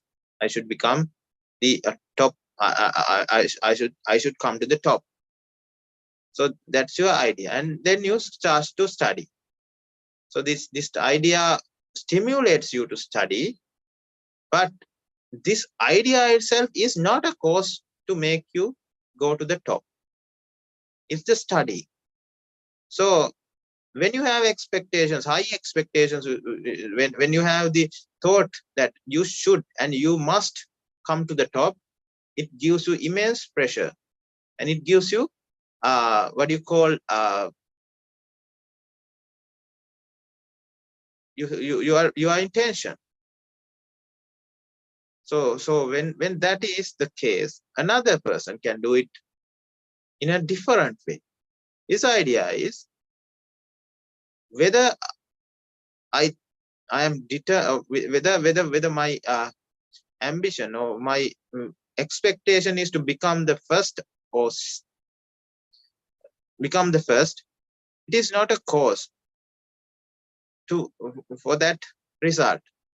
So I would just keep it aside. I would not care, because he has this understanding about them. So he thinks it does not matter, because it's out of my control. So I would just do what is necessary, which is studying. Without studying, because studying is also a course that creates this result, you have to study. So I would create all the causes that is possible for that outcome, or whatever the outcome. I would not care whether it's this outcome or that outcome. I would create the causes and see what happens, because it's not it's not in my control. So that person also studies, and that person, since he creates causes, has a high tendency to achieve that result, because since his mind is not agitated, not intention, it would be easier for that person to memorize things. And the other person was just trying to go to the top. We know stories that people who are very obsessed with becoming the first even did not be able to write the exam or face the exam, because he is very anxious about it. The person is very anxious about it. So that happens. So what the story behind this is, we just have, whether we know it or not, whether we have attained or not, is not a cause to attain Nibbana. So we can just keep it aside. And we know that the things that need to be done to become Arihat, or to attain Nibbana.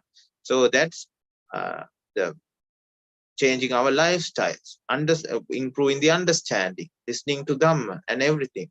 So we listen to Dhamma, we understand some things through that, and we put them into practice. And while we are putting them into practice, we have very, very practical questions while we are doing that. So we ask those questions, or we are trying to solve it by on our own, or whatever the way we can, or listening to recorded Dhamma sermons or anything. We are trying to solve that, and that increases our wisdom, and that would eventually make you understand that these things, I have been doing these wrong things when it comes to the pathway, and I should modify my lifestyle. And when you put effort in modifying your lifestyles, and that would help to get you higher up in this pathway. So, or you are now going up the staircase. So when that happens, you are actually doing something. You are actually winning something. But that thought is not what helped you go there. So that's why it says even during the sermons of Thero, that you just have to do it until you attain Nibbana. Don't think that you can stay in the middle, because it's not what is said in this Aryatanga Magga. So this eightfold pathway says you have to go to the very end, the other end of this. So with that understanding, just keep aside whether you have or have not, because you will always be doubtful, because you cannot have 100% certification whether actually you have or have not attained this phala. But because you don't have that kind of a wisdom. But the thing is, when you practice this Dhamma, that when you comprehend, or when your wisdom develops, when your level of suffering reduces, when you are being able to cope with situations without getting problematic, like when the level of dvesha or level of conflict reduces in your day-to-day life, you understand, and you have a sense that you are in the right path, and that is all what is needed. That is called magga amagga jnana dassana visuddhi. So you know what is the path and what is not the path. You get a wisdom that can differentiate the two, which is this is the path, this is the correct path, and this is not the correct path, this is the wrong path. So you are able to, you are just navigating through this pathway, so you are able to understand that this is the path and this is not the path. So that is what is needed, not the certification that you have attained this or that. Any other questions from the audience?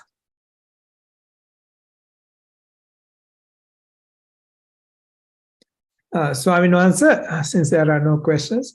There was a question from one of the listeners that what should a young person do when they are in this path? You know, whether they should continue studying and striving to be best at whatever they are doing and get a good education and find a good job and all those things. And I explained it the way I understood, but I would like you to explain. I know that you became a monk at the 4th year of medical school because you understood the Dhamma and decided, okay, this is the path I'm going to take, but it is not going to be the same for everybody. So what would be your advice to a young person who wants to go in this path to enlightenment, but they are not ready to become a monk? Yeah. So actually, it depends on the individual's understanding about Dhamma. So you cannot force it, because if you try to force it without the understanding, then actually the level of suffering would increase. Say you are not in a place to become a let's say the extreme level, a monk. So you are still attached, or you still find this normal or the lay life very pleasurable. You know that in your heart, you know that it's a lie and it's all a scam, and you are just living a lie. But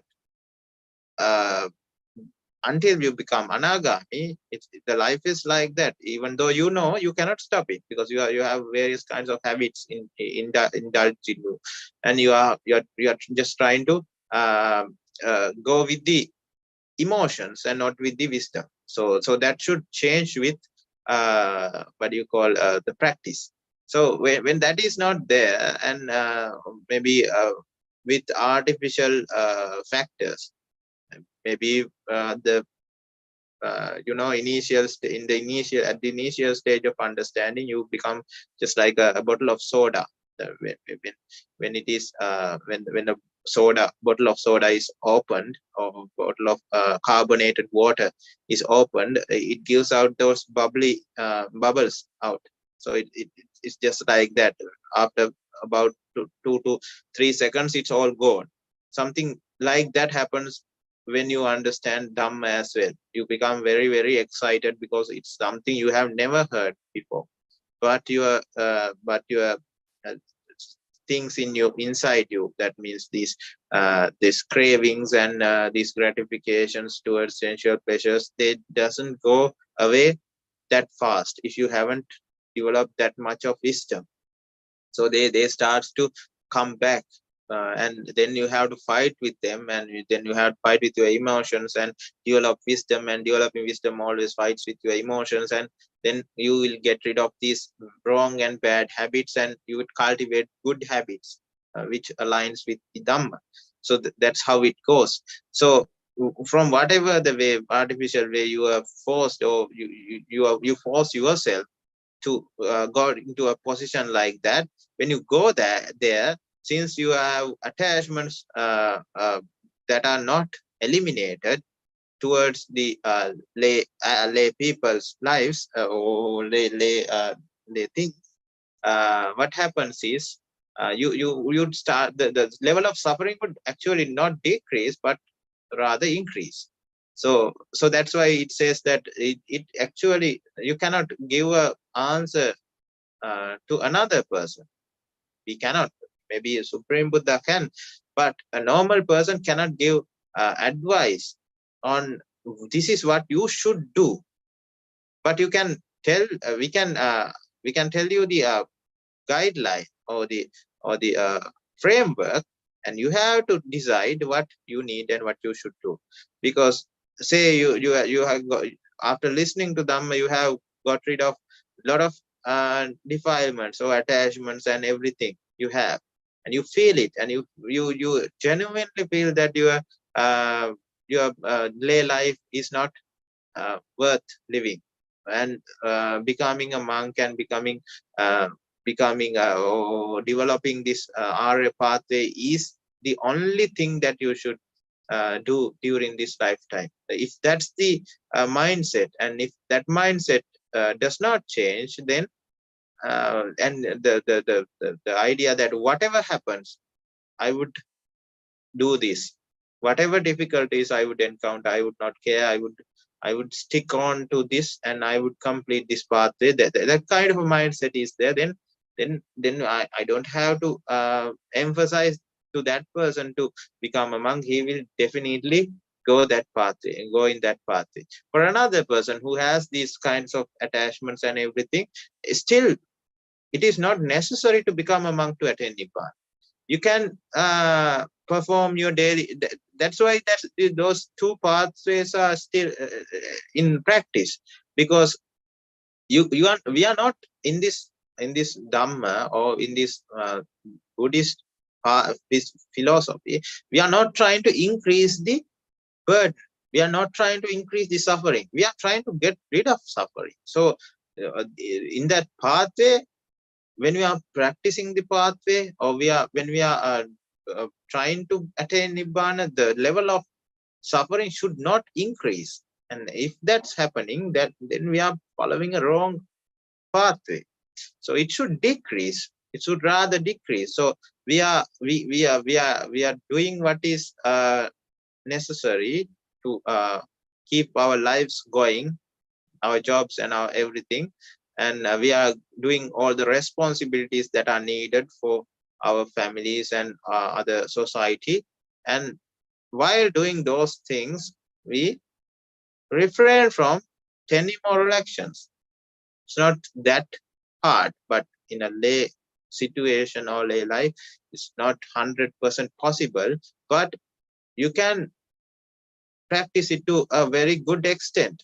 And while doing that, you have this limit, because when it comes to earning, and when it comes to satisfying your five senses, there's no limit, because they are insatiable. These eyes, ears, nose, tongue, body, mind are insatiable. So knowing, with that knowledge, what you do is you would go for Samma Jiva. Samma Jiva means life. Ajiva means lifestyle. Samma means this Arya pathway. So you will practice the Arya pathway, and the lives you should what you call carve this change this lifestyle so that it fits the Arya pathway. So we discussed that when you understand this kind of when you develop wisdom, your priorities change. Your priorities change from your worldly or materialistic world to Nibbana. So now your priority is Nibbana, and your lifestyle would help, because you need to get rid of the hunger, you need to get rid of the thirst, you need to get rid of the what do you call various kinds of discomforts that your body is giving you. So you have to have a roof, you have to have food, you have to have medicine, and you have to have clothes. Those basic needs should be there, and other needs also may be there for a normal person, because you are leading a normal life. So you have to have a limit. You should, if you exceed the limit and go beyond that, then you would be suffering. And if you go below that, still you would be suffering. You would have this optimum level of earnings and optimum level of normal optimum level of doing normal activities, so that you would you would get the peaceful and quiet independent environment to practice Dhamma. So that's the optimization you would have to do. So when you do that, when you practice in such an environment, your system will develop. The attachments you had previously would start to the bonds would start to weaken, and these bonds would break, and the attachments would get lesser and lesser, and you would be in a position to get that decision if you want. Otherwise, you can even become Arihat. But after becoming Arihat, you cannot stay in the lay environment. You have to become a monk. But until that moment, you can practice Dhamma while being there. So it's all about how you would reduce the amount of suffering in your lives. So you have to know that if you follow the pathway of a lay person, which we all followed before understanding this Dhamma, the level of suffering we face, even we do not know how much suffering we face. Say you are attached to a nice plate of food. You are very fond of that. That can give you immense suffering, because yeah, true that this plate of food, when it touches your tongue, it gives a pleasurable, blissful sensation. That's right. But for that, you had to do very or a lot of work, and that work is very suffering. You had to earn. You had to go to a grocery shop, buy food, cook them, and even eating, even chewing is not that. It is not blissful. That part is also filled with suffering. So that's the suffering part attached with doing or processing. This should the food does not come to your mouth without a process. So it should go through a process.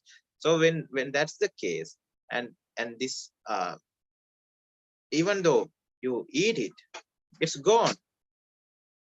Whatever the food you had last night, whatever the delicious food you had 2 months, 3 months before, whatever the food you had while you were in heaven, or let's say realms of deities.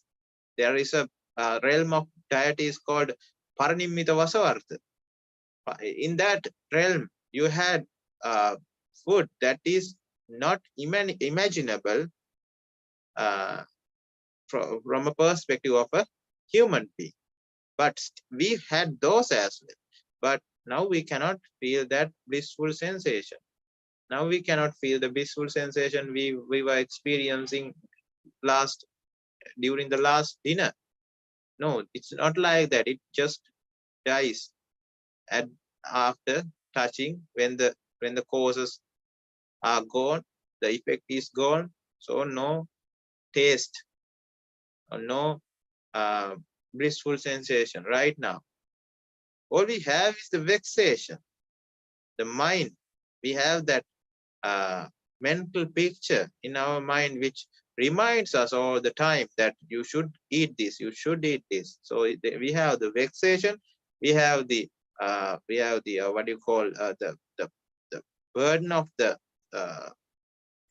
effort, we had to put to achieve that food, and also we had to part with the blissful sensation. So we were experiencing it. As soon as the cause is gone, effects is gone, we have to part with what we like.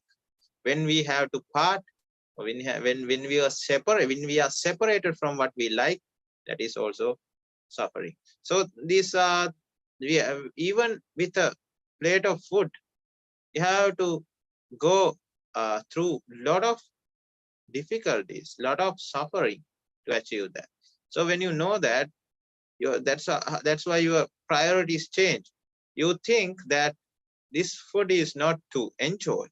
This food is to get rid of hunger and get rid of this immense or endless samsara. That would be your priority. So it is very individualized. So I gave you the framework. We discussed the framework. You think, what are my attachments? What are my priorities? And based on that, you tailor-made your lifestyle.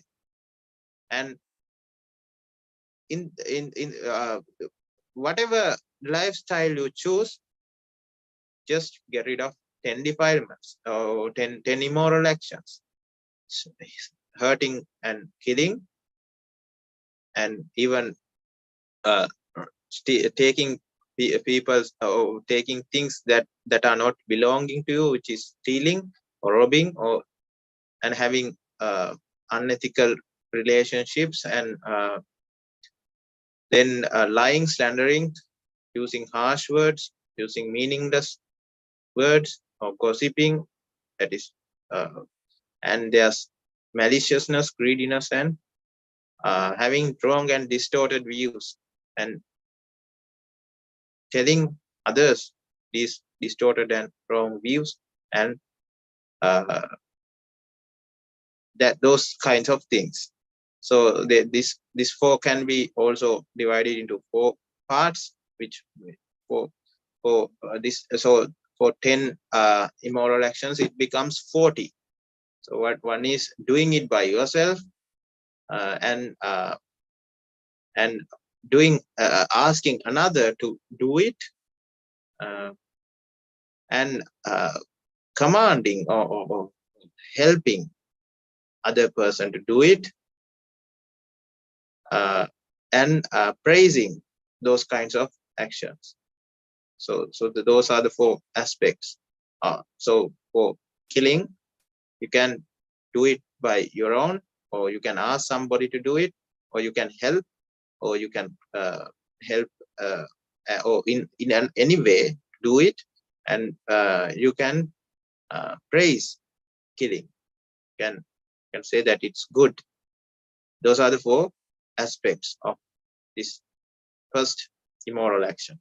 So likewise, you have 10 immoral actions, which we discussed. So for 10 multiplied by 4, you have 40 aspects there. So you have to get rid of those initially. So that's the foundation of this. So when that is gone, to at least for the extent you can, then from that foundation, you try to build up by acquiring good qualities to your life, qualities of metta, qualities of kindness, qualities of helping and treating others, and things like that. So when you develop those, what you are doing is you are changing your lifestyle. You are modifying your lifestyle, which was, now you understand, wrong, and you are trying to modify it to something that is helpful in your Arya Tangika Magga, or Eightfold Path. So that's how you should go on with your life. So don't try to increase your burden, or increase your suffering with wrong decisions, which you cannot what do you call hold on to, or which you cannot bear at this point. Just try to get rid of the sufferings you are facing right now. Don't try to put more sufferings to your life. But when it comes to the level that you are ready to do it, then you are mostly welcome to go there. So that's how it is. Any other questions you have?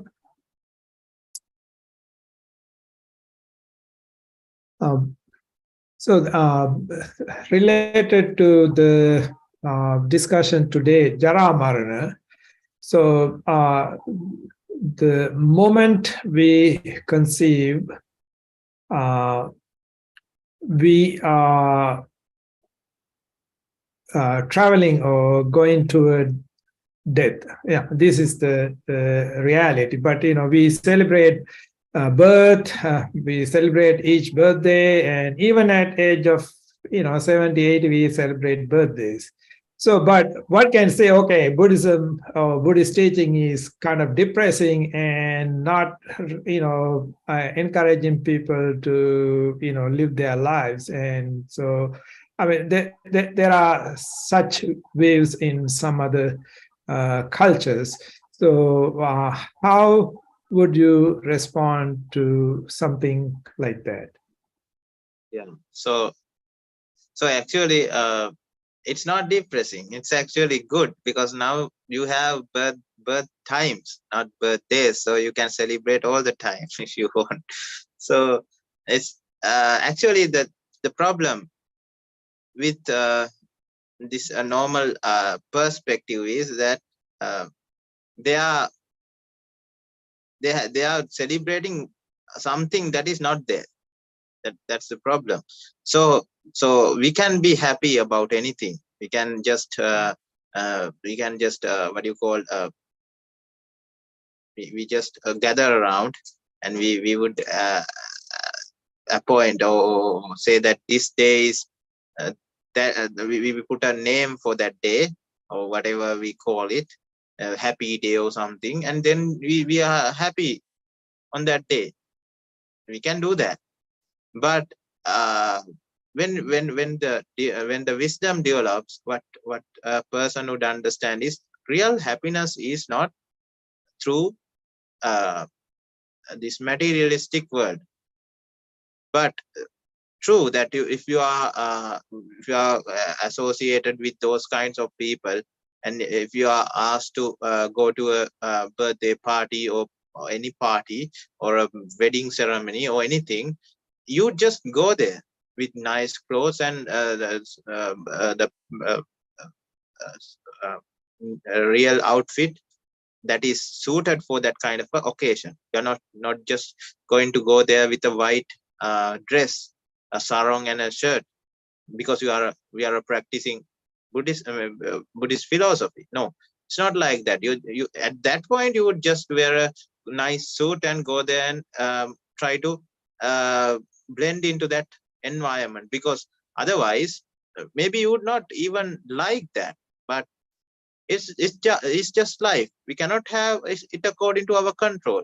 We just have to have these people around us, because it's our responsibility at some points to attend to those kinds of events, because they were friends. They think that we are good friends and we would attend to those kinds of functions. So we just go, and we might not enjoy it because we have understood this is not that much important, and this is not what my priorities are. But even at that point, you would see, if you are practicing Dhamma, you would see the anicca, dukkha, anatta nature of that party. You would enjoy in that way. But it's totally a different way. You'd enjoy that I have understood this anicca, dukkha, anatta nature, and I am free from these kinds of suffering these people are facing right now, without knowing the reality of the world.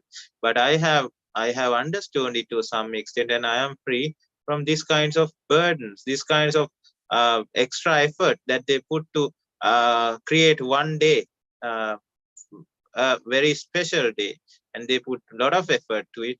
They put when the things does not go as they planned, they become angry and they become malicious about it, and they suffer. But you are sitting on a corner of the party, and you are thinking very happily with your, and you are in a peaceful mind. So that happens with the understanding, of course. Otherwise, if at that point, if you are not that developed in your mind, you just hop in and start dancing. Yeah, that's not a problem. That's not 10 immoral actions you are doing there. But when you start to realize that these are not necessary, these are just some things that are that are delusional and increases the suffering, not decreasing. So when that then when that hits you in your head, then you just start to deviate from those kinds of environments. But it's not that you are suffering like you are depressed or something, because you know it's very different to it's very hard to understand this in the perspective of a lay mind. So a lay mind would think that you are just depressed, but it's not like that. That's what you need to understand.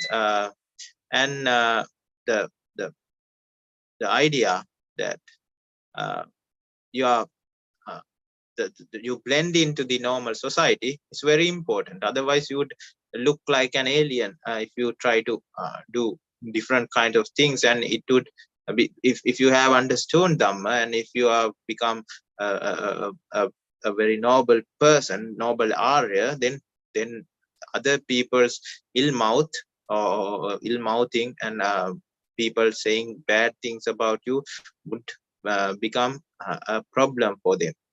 In the long run, they would not be able to understand Dhamma. So we become extra kind, and we would have metta and kindness towards them, so that we see them as most of the time noble Aryas see others as who does not understand this Dhamma as their children. So just like that. So because metta, karuna, mudita, upekha are the qualities of Brahma. So a Brahma is just like a parent who see others as their children.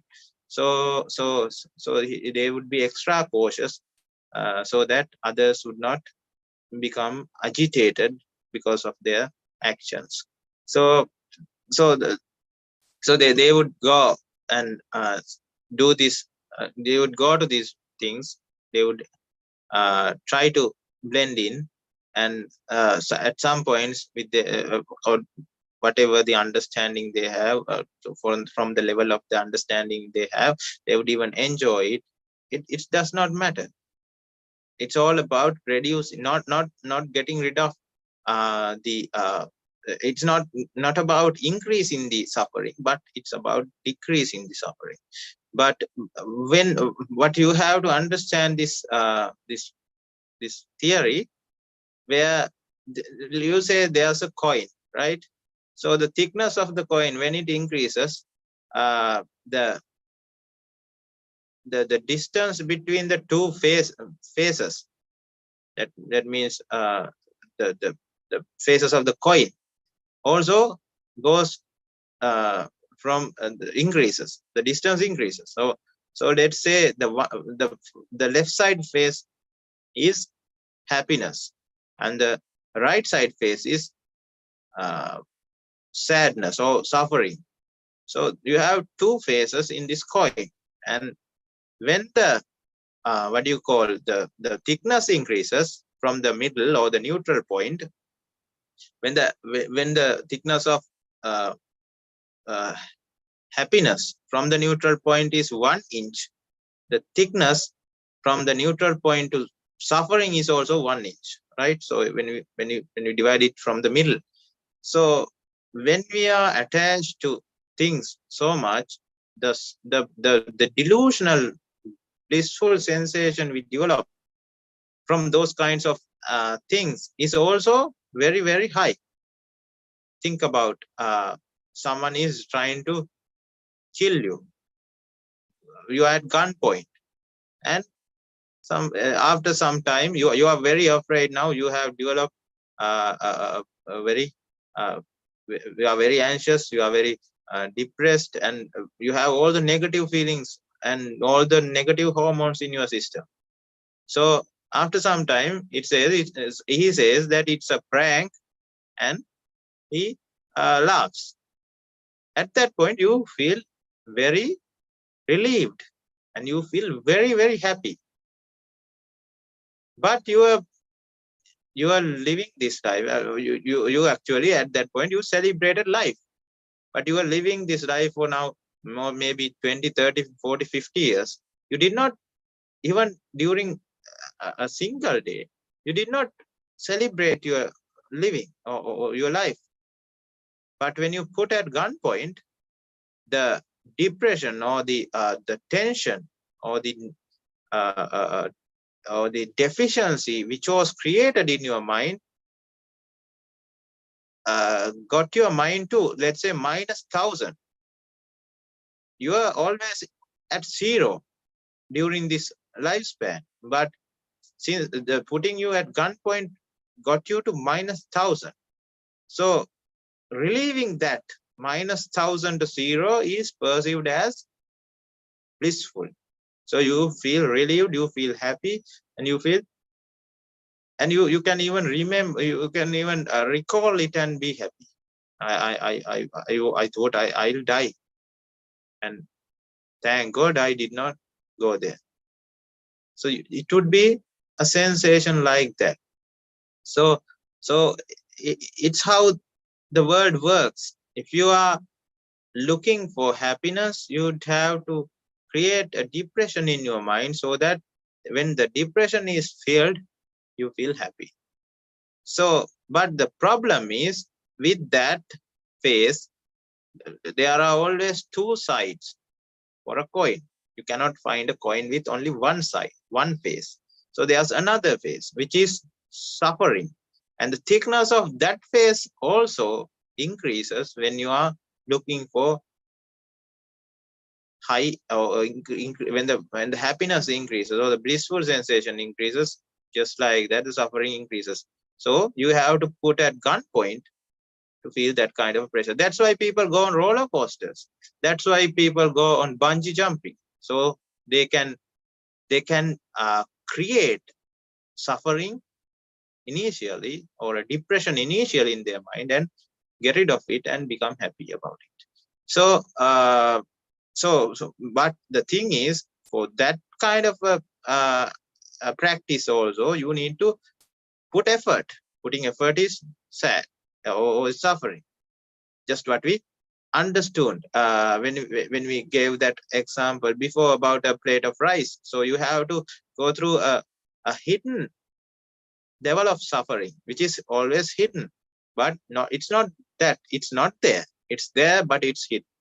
So there's a hidden suffering as well. So actually the one side of the coin, face of a coin, is larger than the other when you think about it.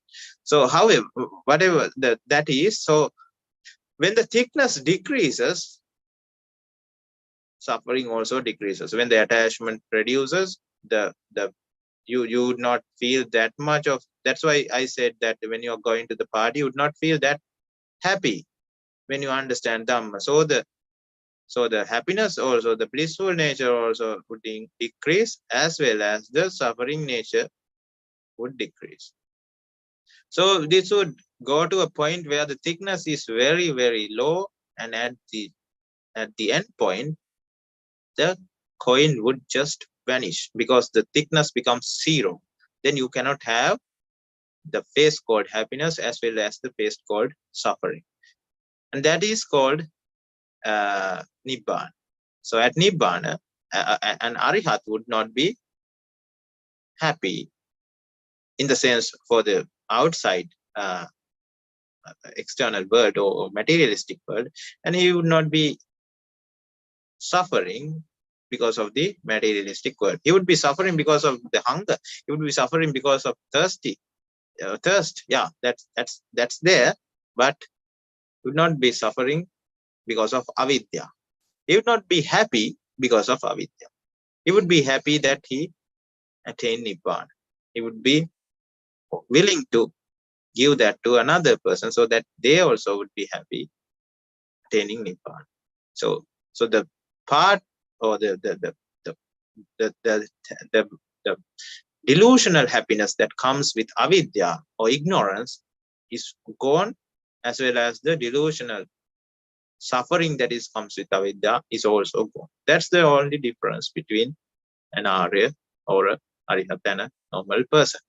So you can either be happy about it, which is the normal way of things, that what you call a normal practice in normal world, lay world, which is being happy about something that is not quite logical. But it doesn't say that you should create a conflict with it, even in your mind. Just go with the flow. Just do what is necessary and be happy with your elite understanding. That's the happiness. It's totally wrong when someone says that this is the philosophy that points out about the sufferings of the world.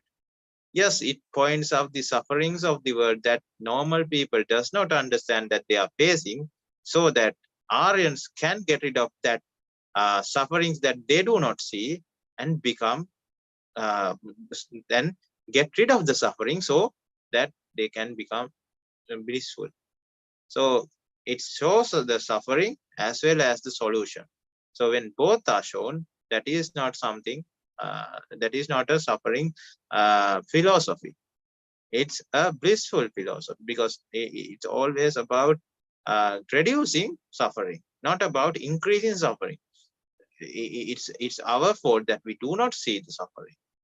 So if someone argues you that it shows a lot of suffering, and that person is okay that to turn a blind eye on the suffering and just suffer, then that's a problem in that person, not yours.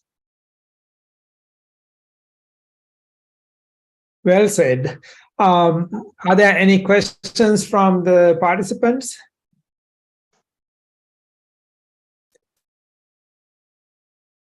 So we have already spent a little over 2.5 hours. So I think maybe we'll close this session for the day, and we will meet in 2 weeks, hopefully.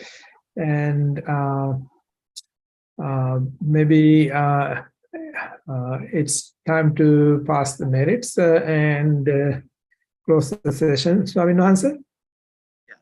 Okay, so today everybody gathered here in this discussion to reflect on our lives, to understand the reality of the world in the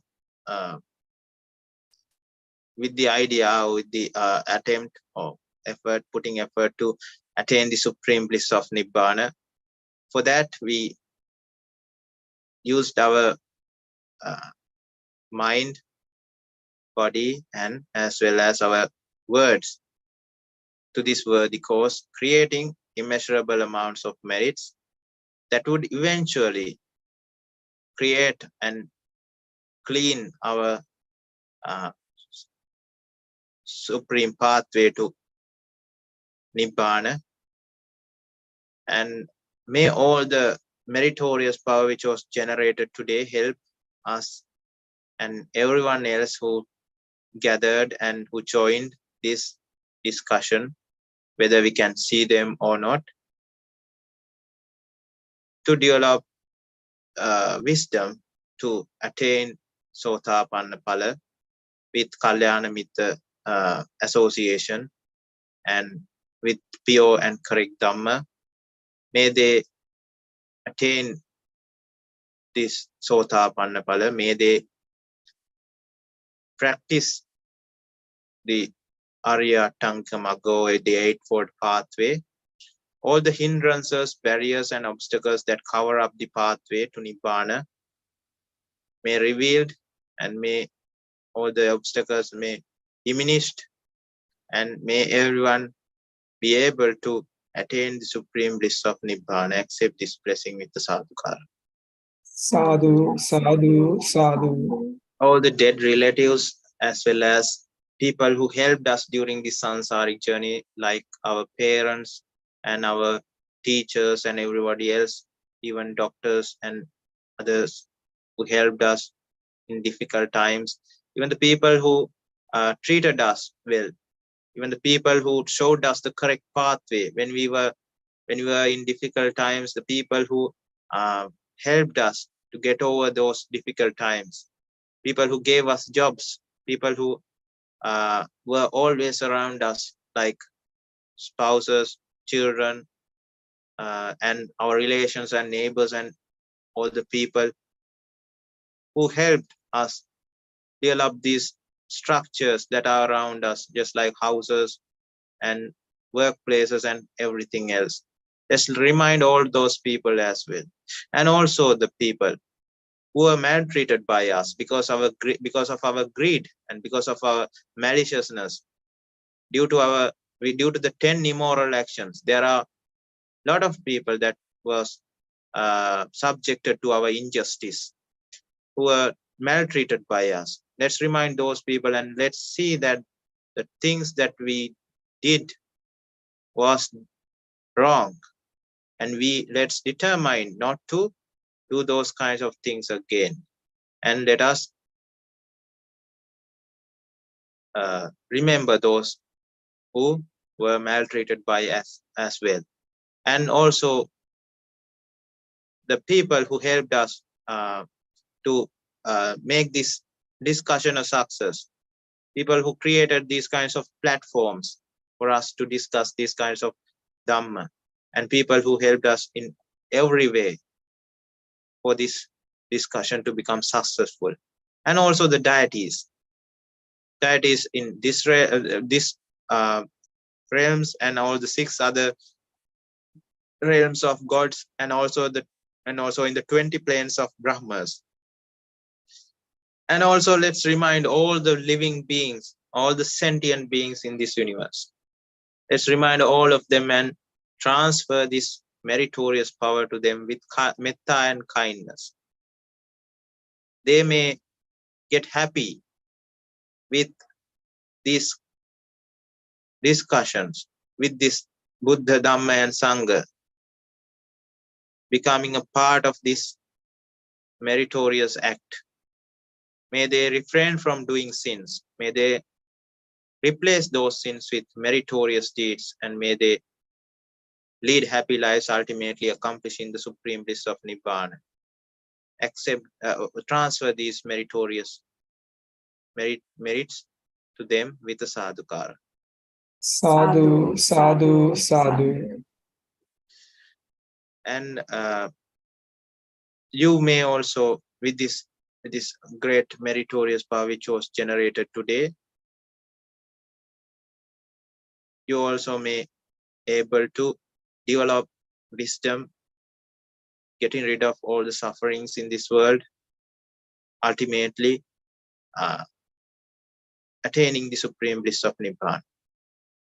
Accept this blessing with the sadhukara. Sadhu, sadhu, sadhu. Abhaya Silisa Nichang Vada Pachayano Chattaro Dhamma Vadanti Ayuvanno Sukham Balang Ayurarogya Sampatti Sagga Sampatti Mevacha Ato Nibbana Sampatti Minate Samichatu Sopatti. Sadhu, sadhu, sadhu. Everyone attain the supreme bliss of Nibbana. Silavantam Gunavantam Punyakettam Anuttaram Dullabena Mayalatam Pasitum Vanditum Varam Sariputta Teranan Agatam Patipatiya Saddha Sila Dayavasam Buddha Puttam Namama. Sadhu, sadhu, sadhu. Sadhu, sadhu, sadhu. Everyone's alive. Teruvan Saranai Teruvan Swami. Saranam. Sir. Ken Teru.